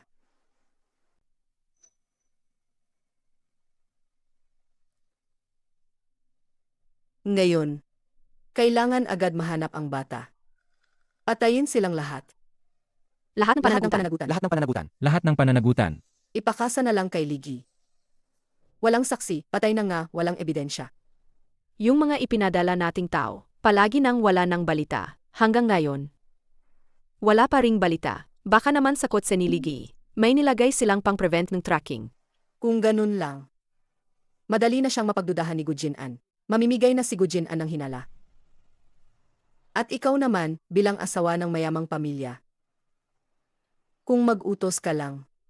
Sa napakalaking lungsod na to, sino ba ang makakatakas? Lakas ng impluensya ng pamilya Gu. Sa ganitong oras, tiyak na susuporta si Gujin An sa'yo. Umasa lang tayo sa kanya. Nahanap na ba? Ewan ko ba, dapat ang network sa Jiang City ay nasa kontrol ng pamilya Gu. Pero may pumasok na kakaibang porsa na humarang sa maraming signal ng kalsada. Kaya namin hindi matrace. Walang bakas. Wala kaming makita tungkol kay Ligi at kay Gumachi.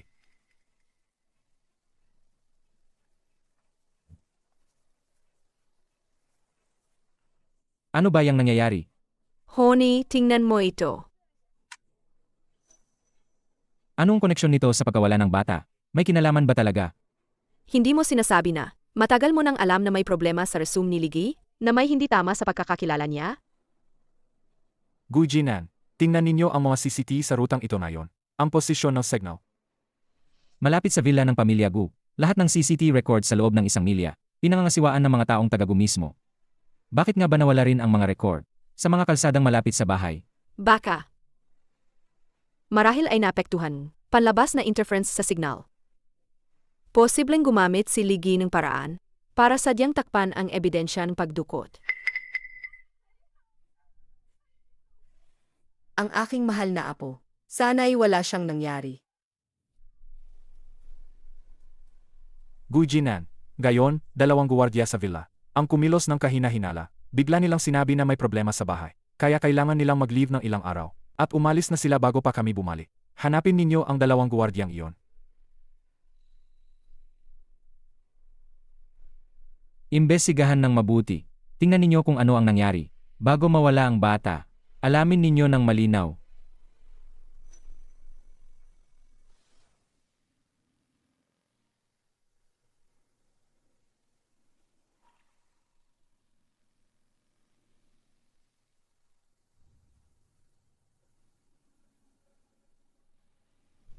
Chichi. Atawad. Late na ang pag-uwi ni Mommy. Pasensya na sa lahat ng hirap na dinanas mo.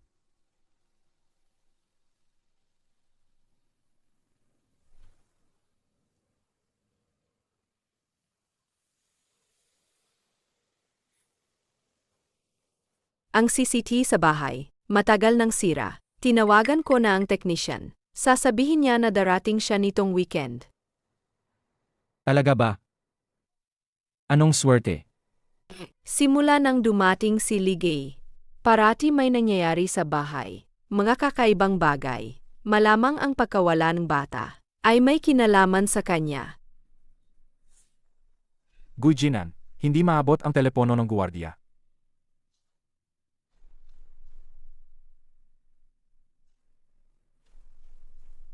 Walang silbi. Tinawagan na namin si Ligi nang napakaraming beses. Patay ang kanyang telepono. Baka natatakot siya na ilokete siyang kumpanyang Gu gamit ang signal ng telepono. Gu Jinan. Nasaan ka?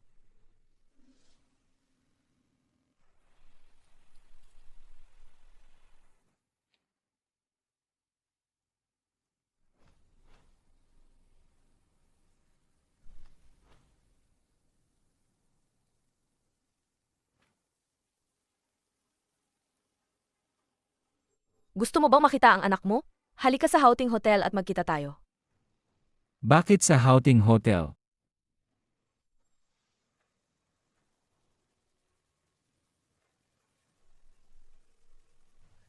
Bakit yon? 7 taon na ang nakalipas? Yun bang hotel kung saan nilagyan ng gamot sina Sheng Nanjiao at Gu Jinan? Ano ba talaga ang gusto ni Ligi?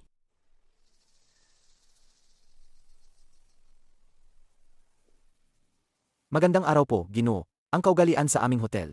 Sa pagtanggap ng bisita ay, hinihiling namin sa mga panauhin, pagpaso, na uminom muna ng 1 tasa ng tsaa para sariwain ang palasa.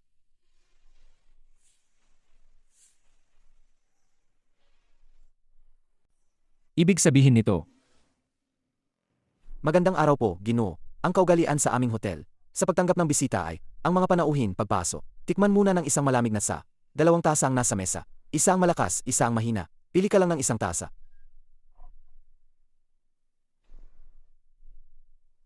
Hindi tama.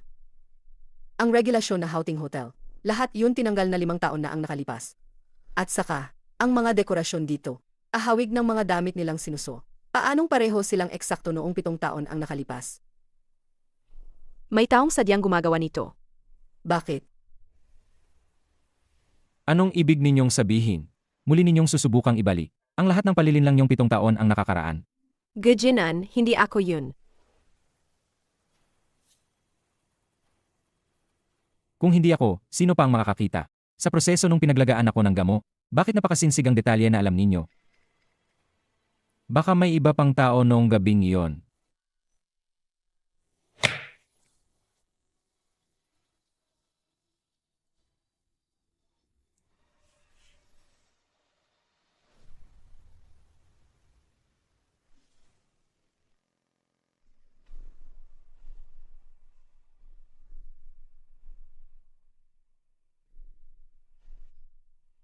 ang anak kong babae.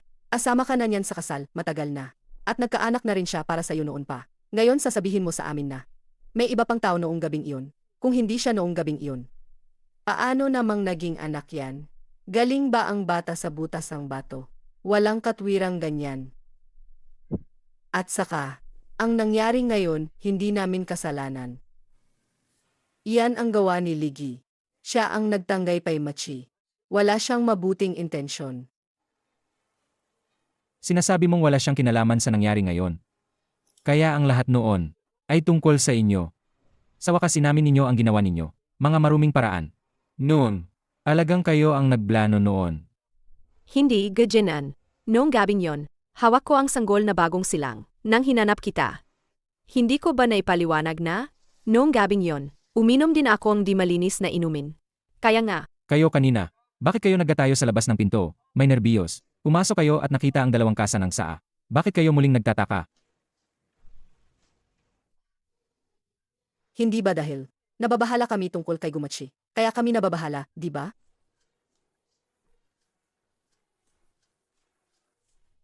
Gujin-an. Sobra kang nag-alala lang. 3 lugar at 1 lungsod.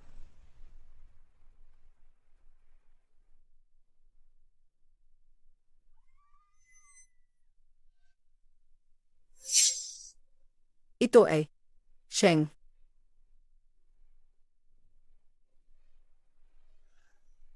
Mama. Tawagin ninyo ang mga tao. Tumawag ng ambulansya, mabilis. Mama, gising ka. Mama at Papa. Ipaghihiganti ko kayo.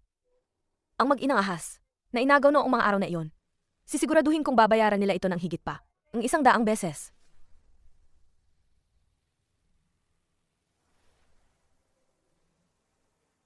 Ano ba talaga ang balak mo? Gujinan. Matalino ka naman. Ngunit napatingin ka sa maliit na bagay. Sa loob maraming taon. Ano ang ibig sabihin nito? Gusto mo nga anak, di ba? May 2 pagpipilian ka lang ngayon. Mabilis mong yanusyo sa publiko na ang relasyon mo kay Sheng Jinju ay walang bisa bilang kasal. Tanggalin siya sa proteksyon ng pamilya Gu. Pangalawa, personally mong alamin ang lahat ng kaso na ginawa ni na Sheng Jinju at ng anak niya sa loob ng 7 taong ito. Kabilang narito, ang lahat ng galaw nila sa mga libron Gu at Sheng. Lahat ng pinaglaruan nilang pondo. At pagkatapos, magpasya ka na lang kung ano ang dapat mong gawin. Sunod. Sheng Hongshu. Dating chairman ng Sheng Group. Ang amain ni Sheng Jinzu. Hindi ba siya ang... Okay. Susuriin ko. Mama, tawag ng tao. Tumawag kayong ambulansya.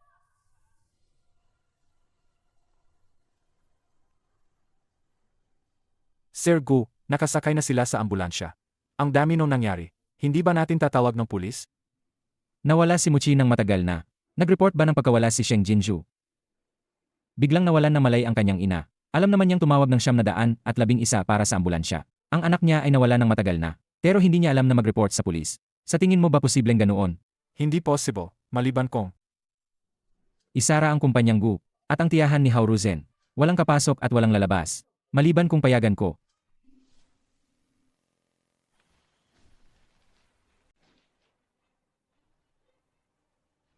I-search ninyo. Opo. Ginoong Gu, ang mga CCTV sa loob ng villa, kahit loob o labas, sinasadyang sinira ng tao, at ginawa nila iyon ng nagmamadali. Ang video surveillance, nawala lang ang mga footage ngayong araw. possible bang ang mga CCTV sa labas Ay pinatay din.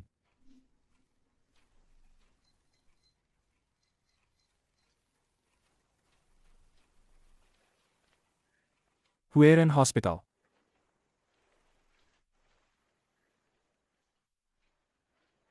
Ginongga, mukhang may record ng ospital na ito.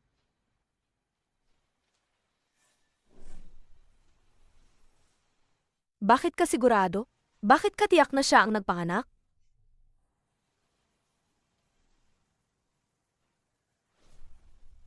Hanapin ninyo ang responsible sa obstetrics ng Huayan Hospital. Ilista ninyo at dalhin sa akin.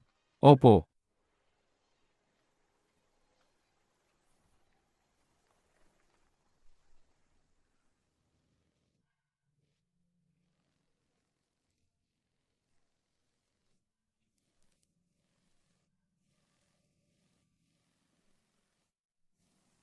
Ina, ilang araw ka nang naka-admit. Bakit parang lumalala ang lagay mo? Simula nang ma-admit ako. Lagi na lang akong nananaginip ng masama. Hindi ako nakakatulog ng maayos. Lalo na noong gabing iyon. Nanaginip ako. Dumating si Sheng Nanjiao sa akin. Ngunit pagkatapos, inag-isip-isip ko uli. Parang hindi ito panaginip.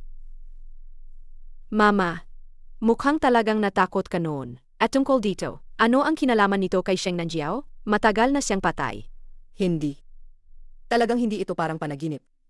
Masyadong totoo. Yung pek na katawan noong araw. Sino ang nagtulak niyon mula sa itaas? Possible bang si Sheng Nanjiao? Mama, huwag kang mag-isip kung ano-anong bagay. Matagal nang patay si Sheng Nanjiao. Hindi siya babalik. Napansin mo ba? Ligi, medyo kamukha ni Sheng Nanjiao si Ligi. Mama, matagal nang patay si Sheng Nanjiao. At ang taong gaya niya, isang dalagang lumaki sa marangyang buhay. Sobra siyang inosente at hangal.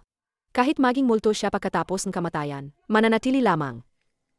Bilang isang malupit na multo. Ligi. Imposible. Noong panahong yun, nakita talaga namin siya. Dinala siya sa mortuary. Sino ang gusto ninyong ipadala sa mortuary?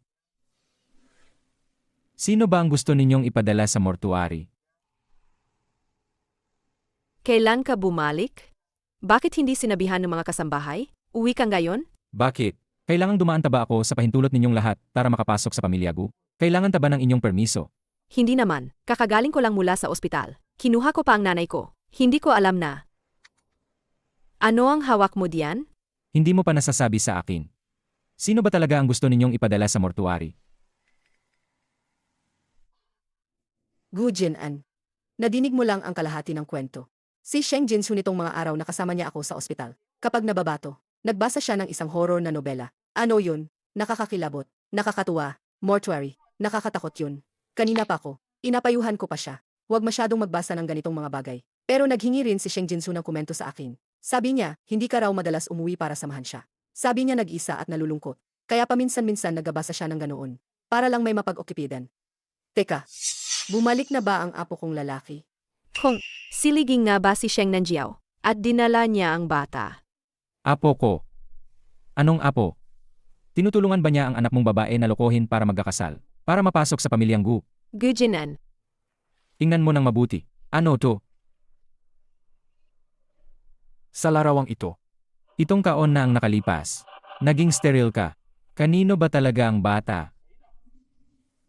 Kanino nga ba ang bata? Gu Jinan, anong sinasabi mo diyan? Noon, dinala namin si Gumachi. Nang hinanap ka namin. Hindi mo ba ipinagawa ang DNA test na si Gumachi ay tunay mong anak? Kung hindi ka naniniwala, pwede nating ulitin ang DNA test. Huwag kang umasta na di nakakaintindi. Alam nyo ba ang tinatanong ko? Sino ba talaga ang tunay na ina ng bata? Itong kaon na ang nakalipas. Ang babaeng nandoon sa Houting Hotel nung gabing iyon. Sino ba siya talaga? Gu Jinan, syempre si Sheng Jinsu. Siya ang asawa mo. Noong panahong iyon, seryoso ang pinaghirapan niya. Ipinanganak niya si Gumachi. Nagkaroon siya ng malubhang pagdurugo dahil sa panganganak. Baka pa nga muntik ng mamatay. Inalagaan siya ng ilang panahon. Pero hindi gumanda ang kanyang katawan. Natakot siyang maghirap ang bata kasama siya. Nasa labas ay magdurusa si Gumachi. Kaya napilitan siya. Dalhin ang bata sa bahay ng pamilya Gu para hanapin ka. Alam mo naman ito. Tungkol naman sa hindi pagpapasya ng pagbubuntis. Hindi naman ito likas na sakit. Nangyari dahil sa panganganak noon. Nagkaroon ng problema sa kanyang matris. Kaya lang lumabas lang ang sakit pagkatapos nitong suriin. Pero hindi nito binabago ang katotohanan. Na si Gumachi ay anak ninyong dalawa. Anak ninyong tunay. Sigurado ka ba? Tingnan mo mabuti. Tingnan ang petsa sa diagnosis na ito. Itong taon na ang nakakaraan. Siligyang. Alagang si Sheng Nanjiao. Siya ang matagal nang nagpaplano ng lahat ng ito. Pero ito ay isang photocopy lamang. Madali lang mag-print ng keking petsa. Pwede nilang ipasok ang manipuladong papel habang kinokopya at gawin itong paan para mandaya. Hindi katakataka naman, kaya niyang gawin ito. Ang kumpanyang Sheng na nagkakahalaga ng daan-daang bilyon, na naislam sa bulsa ni Hao Ruzen. Sa ganitong oras, kayang magsinungaling ng walang kaunting emosyon. Hindi, Gujinan. Pakinggan mo muna ang paliwanag ko. Sa mga offshore accounts ng kumpanyang Gu, biglang may dagdag na 10 bilyong itim na pondo. Paano ninyo yon ipapaliwanag? Sa mga nagdaang taon, kayo, at ang Huayan Hospital, at ang mga transaksyon sa mga doktor ng panganganak, paano ninyo yon ipapaliwanag?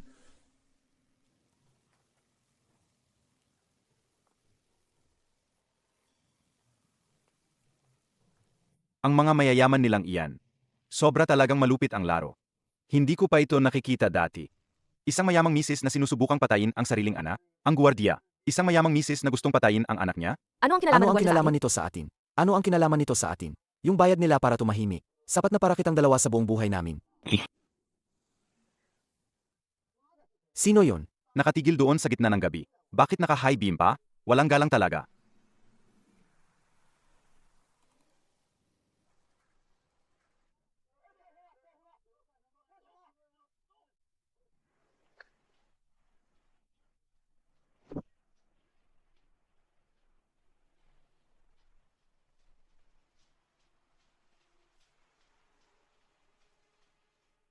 Anong ibig sabihin ng black account na iyon? Palagi akong nasa bahay ngo. Paano ko iyon malalaman? Tungkol sa bata, sasabihin ko ang totoo. Hindi ko sinasadya na lokohin ka. May mga bagay akong hindi masabi. Hindi nga ako ang tunay na inang bata, kundi ang kapatid kong babae. Noong panahong iyon, muntik siyang mamatay dahil sa komplikasyon sa panganganak. Iniwan niya sa akin ang bata. Ginawa ko iyon para sa kalusugan ng bata. Kaya nagsinungaling ako sa iyo. Ngunit Gujin-an, tapat ako sa iyo.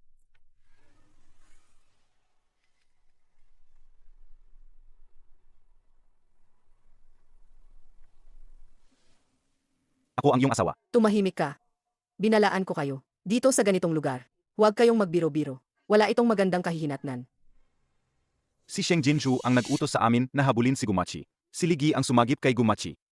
Kinuha lang namin ang pera ni Sheng Jinju. Nangako kaming hindi na babalik sa pamilya Gu. Hahayaan na lang namin itong manatiling lihim. Anong kalokohan ang sinasabi mo? Gujin-an. Nagsisinungaling sila. Asabwat nila si Ligi. Sila ang kumuha kay Gumachi. Kung sakaling may masamang mangyari kay Gumachi, walang makakapagsabi pa. Tatay, Bumaba ka. Gumuchi, lumapit at sabihin mo sa tatay. Noong araw na tumakbo ka palabas, anong tunay na nangyari? sinasabi nila na ninakaw ako noong bata pa ako. Sila pa nga, pinatay ang tunay kong ina. Narinig ko yon. Gusto kong sabihin kay Gujin-an, pero palaging hinahabol nila ako.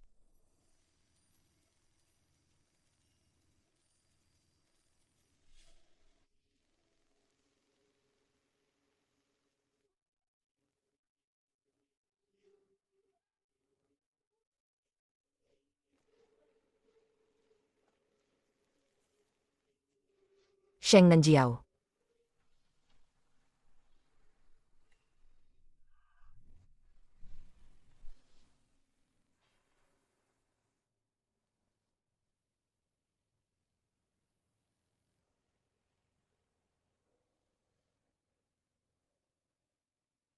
How Rujen?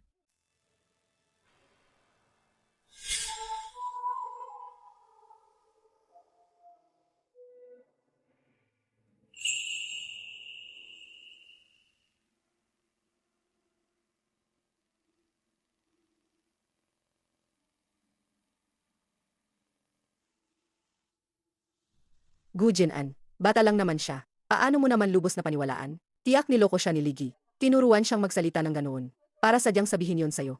Huwag ninyong sabihin masama kay Ligi. Bigla lumitaw si Ligi, at iniligtas ako. Kung hindi, sigurado papatayin ninyo ako. Napakabait ni Ligi sa akin. Kasama niya akong magpinta. Yakap niya ako kapag natutulog ako. Ito ang iginuhit namin ni Ligi. Nandoon si Gujin-an. Kasama si Sheng Jinzu, ang tunay kong ina. At ako, yung mataas na gusali sa likod. Sabi ni Ligi, deti itong tinawag na Kumpanyang Shengshi. Ngunit malapit na itong mahagaw. Kayo ang mga magnanakaw. Hindi lang ninakaw ninyo ang mga bata. Pati ang kumpanya ng iba ninakaw ninyo. Ikaw, bata. Dati tahimik ka lang. Ngayon, anong kalokohan yan? Sinasabi mong ikaw ang anak ampo ni Sheng Hongshu.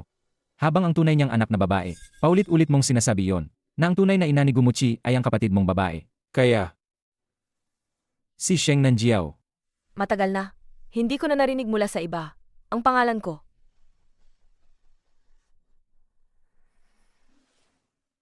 Matagal na. Hindi ko na narinig mula sa iba. Ang pangalan ko. Kuya Lige. Hindi. Ikaw ang magandang et. Talaga, ikaw ang magandang et. Ang tagal natin. Jahao Rujen. Sheng Jinju. Ano? Nadismaya ba kayo? Lumabas nga ako mula sa morgue. At buhay ako. Sino ka ba talaga? Hindi ka pwedeng si Sheng Nanjiao. Gujin-an, sinungaling ang babaeng ito. Hindi siya kapatid ko. Huwag kayong maniwala sa kanya. Hindi sinungaling ang magandang et. Kayo ang mga sinungaling. Kayo ang mga masamang tao. Siyempre hindi ako kapatid mo. Dahil sa mga magulang ko, may isang anak na babae lang. 7 taon ang nakalipas. Nagkunwaring inosente at kawawa ka. Pinakasalan mo ang tatay ko. Pagkatapos, dinadala mo ang anak mo mula sa dati mong asawa. At pinasok mo ang pamilya Sheng. Hindi pa umabot ng 6 na buwan. Nagkaroon ng pamilya Sheng ang malaking utang sa mga proyekto. Pinilit ang tatay ko na tumalon at magpakamatay. Ako at ang nanay ko. Nasa plano ninyo rin. May namatay, may tumakas. Sa huli, ang kumpanyang Sheng na itinayo ng tatay ko. Naging pag-aari na. Mapaminsalang mag-ina ninyong iyon. Ano yan? Anong kalokohan yan? Nagpapanggap ka para makapasok sa pamilya Gu. Para lang manira sa akin ngayon.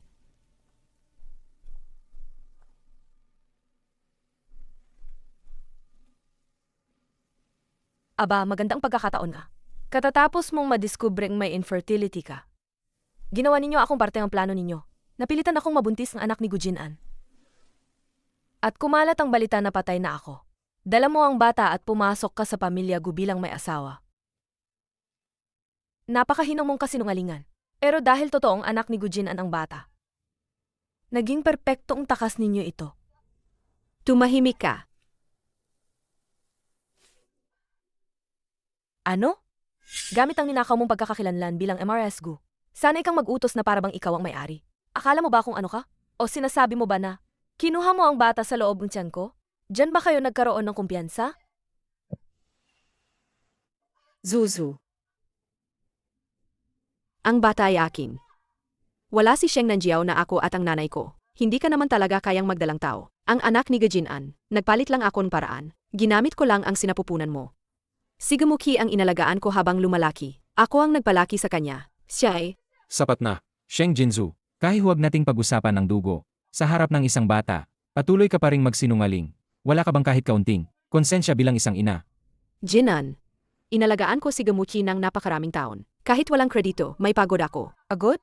Pinahirapan mong si Gumuchi ang 6 na taon. Anong pagod ang pinag-usapan mo sa akin? May lakas ka bang hubarin ang damit niya? At hayaang makitang lahat?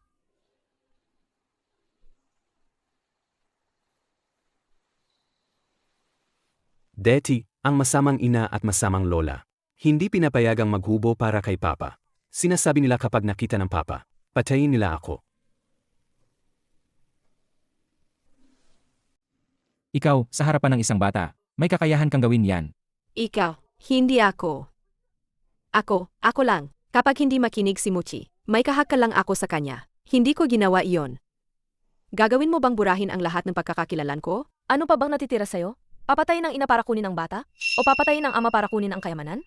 Manahimik ka.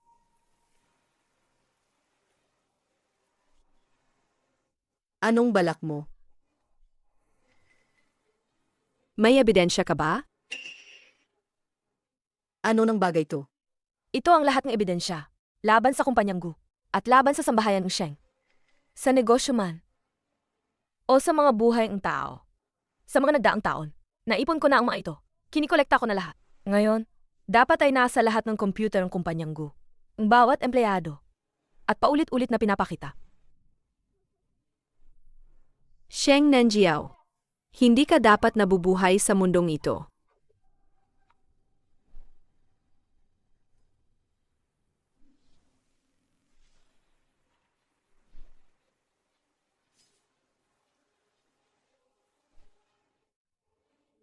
Ikaw, maliit na kit.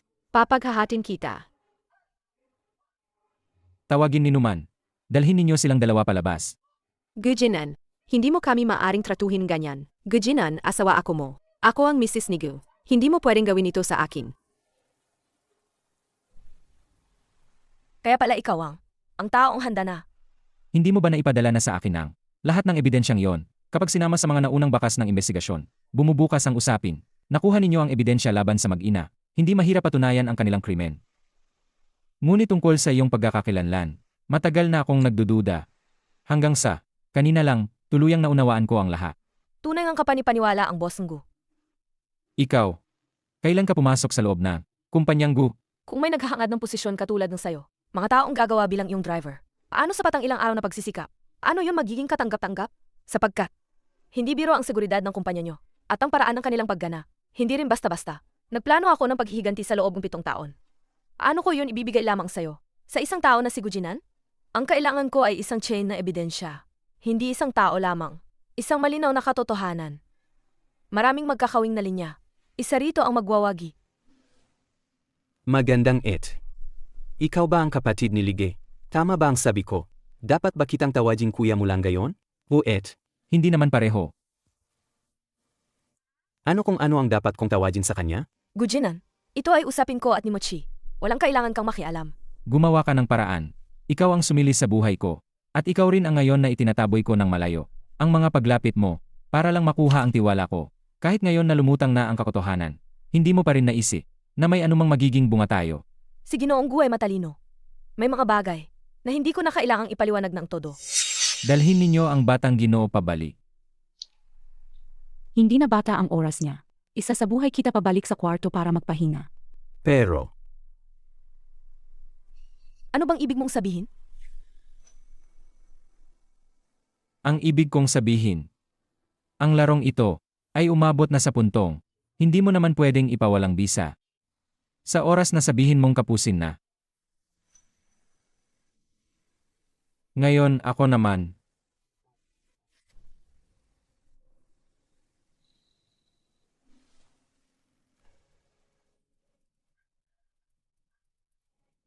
Pakawalan mo ako. Gujinan, binalaan kita. Bitawan mo ako. Sheng Nanjiao. Dapat alam mo, kahit ano ang nangyari sa mga nagdaang taon, pareho ang katayuan natin. Ginamit mo ako, tinanggap ko iyon, naging kasangkapan ako sa paghihiganti mo, pumayag ako ng kusang loob. Ngunit, Hindi ako kaaway mo. Kung sinabi ito 7 taon na ang nakakaraan, ang lahat ng bangungot ko, nang hindi pa ito nagsisimula, marahil hindi kita sisihin noon. Noong nabuntis ako 7 taon na ang nakakaraan, wala akong pagkakataon pumili. Dinala ako ni Hao Rujian at ni Sheng Jinju sa Huiran Hospital. Sila at ang doktor sa delivery room.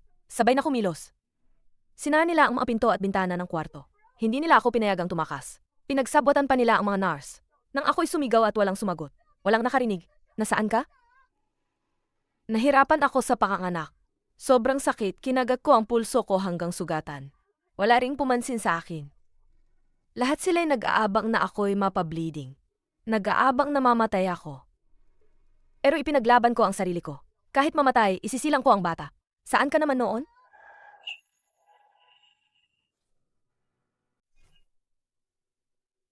Maaari kong tanggapin na hindi mo alam ang lahat ng ito.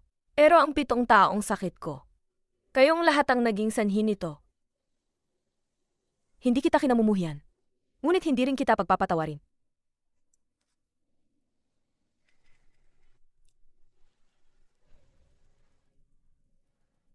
Sheng Nanjiao.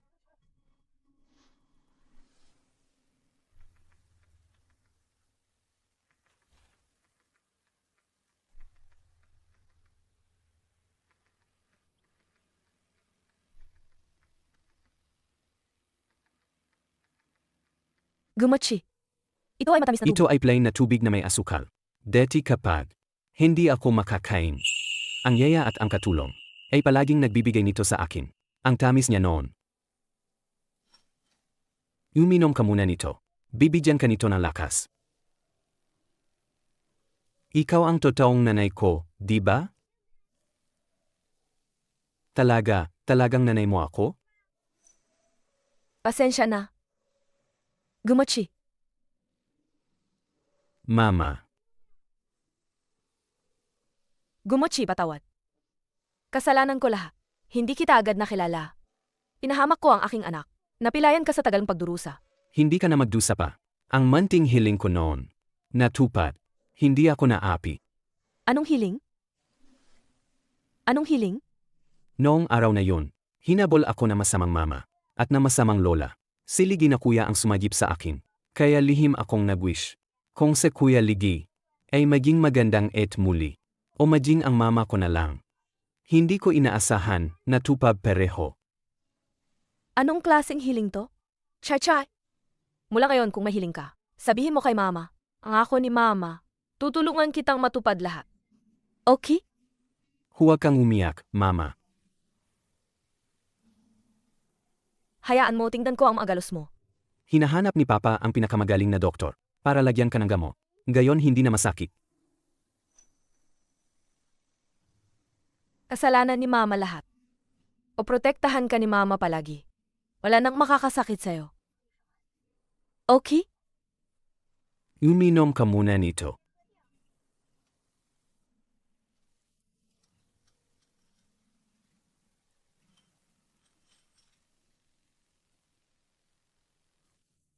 Munting Ginoo, medyo late na. Ihahatid kita sa kwarto para maligo at matulog. Mama, pwede ba akong matulog kasama mo? Pwede ba akong matulog kasama mo? Opo. Matulog tayo kasama si mama.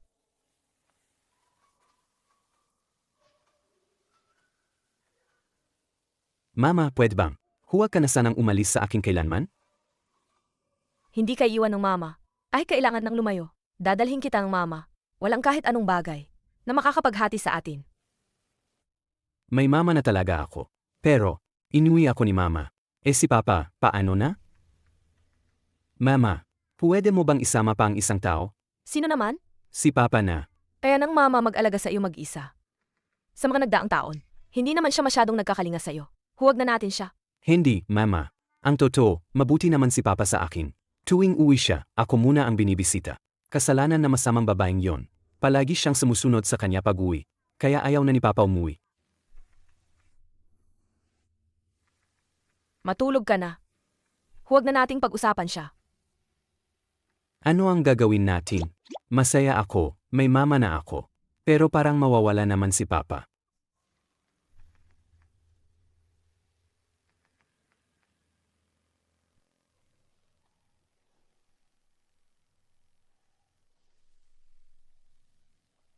Papa, halika ka.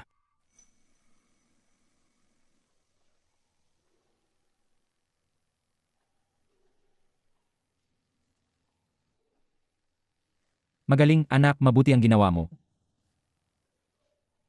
Mainit si Mama. Tatay, humiga ka rin. Ipapalamig si Mama.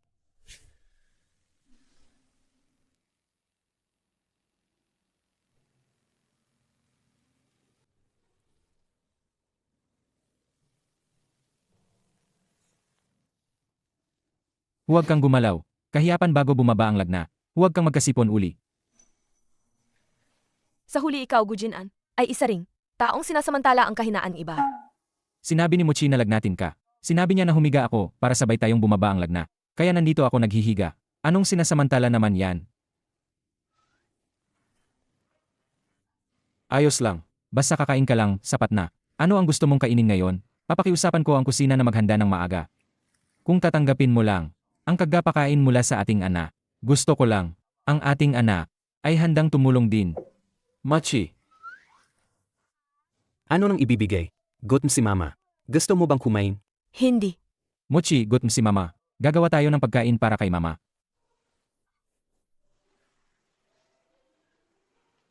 Machay. Machay. Natatakot si mama na dadalhin kita away. Huwag kang mag-alala, Mama. Dadalahin ko at ni Tatay ang masarap para sa iyo. Babalik agad ako.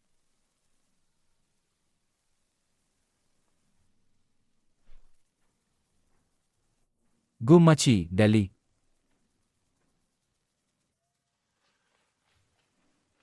Kumusta? Tatay, nalaman ni Mama. Ang mga niluto nitong mga araw. Lahat iyon ginawa mo mismo. Paano niya nalaman? Sabi ni Mama, walang lasa. Mas masarap raw kapag niluto ng yaya. Kaya kinain rin niya lahat. Sabi ni Mama, dahil yata ako ang naghatid. Ayaw niyang ako na lagi ang nag-akya. Kahit arseniko pa, kakainin niya. Tatay, ano ang arseniko? Bata, huwag kang magtanong ng sobra. Mabilis ka, baka lumamig ang pagkain.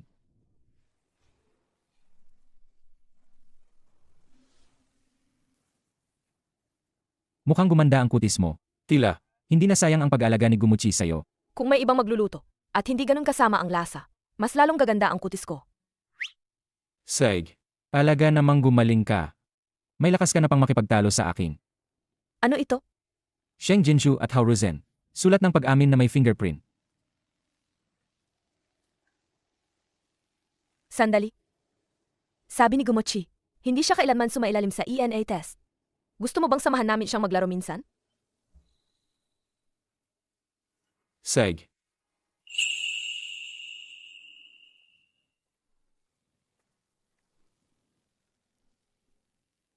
Paano mo nahanap ang lugar na ito?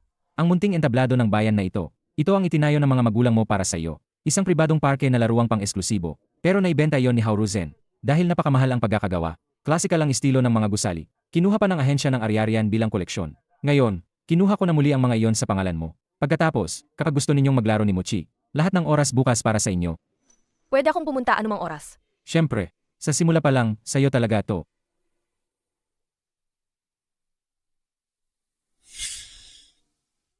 Congrats sa aking Sheng Nanjiao na baby. Isang taon na naman ang idinagdag mo. Bilis, mag-wish ka na para sa taong ito. Anak, Sana mabilis akong lumaki. Para maging malaking tulong sa mama at papa. Para hindi na masyadong pagod ang mama at papa sa kumpanya. Ganon ba? Naku, ang tanga-tanga mo, hindi wish yan. Hinahanap-hanap mo pa ang gagawin mo sa sarili. sino man ang magsumika, hindi namin hahayaan na paghirapan ang anak naming babae. Nga naman, Si mama at si papa ay umaasa na ikaw. Laging lumaki ng malusong, kahit ilang taon pa ang dumaan. Lagi kang gagawa ng mga bagay na gusto mo. dahan-dahan lang. Mama. Tara, sabay tayong tumingin diyan. Tara.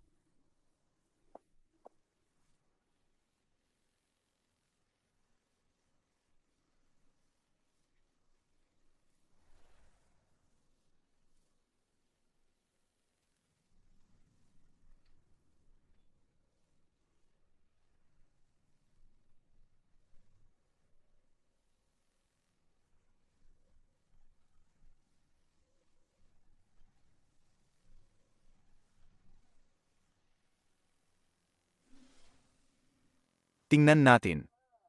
Tingnan mo, may gusto ka ba, anak? Ama, ito na ang pipiliin ko.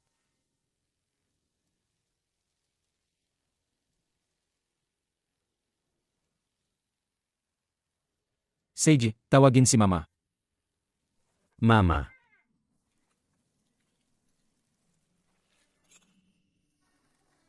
Bakit mo ako binigyan nito? Ang ganda at ang cute na mama. Ito noon, nung maliit ka pa. Ang paborito mong butterfly hair clip. Pinili ni Gumuchi ang kulay pink para sa'yo. Noon nung bata pa ako. Paano mo nalaman yan? Nagkita ba tayo noon? Kung gusto mong malaman, magkakasal ka sa akin. Ang mga susunod na pahina ay tungkol kay Sheng Jinzu na hinahanap mo. Lahat ng mga larawan niya mula pagkabata hanggang ngayon. Ang larawang ito siguro mga 10 taong gulang siya. So siya pala yon.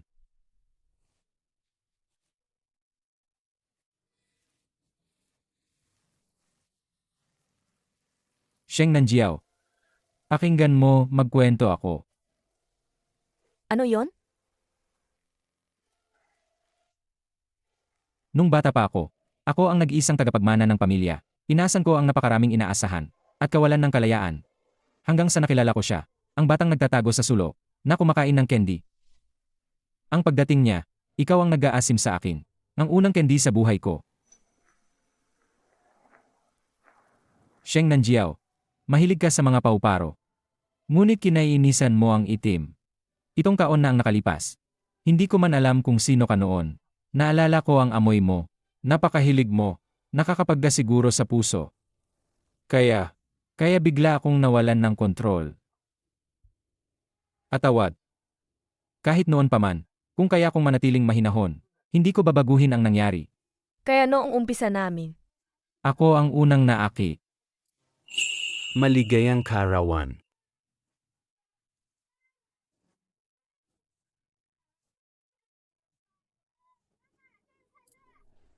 Sheng Nanjiao, maligayang karawan.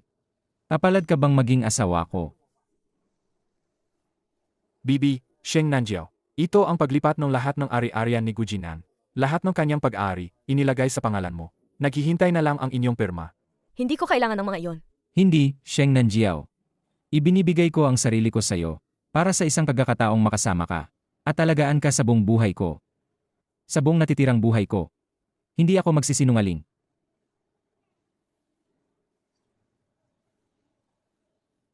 Pumayag ang mama.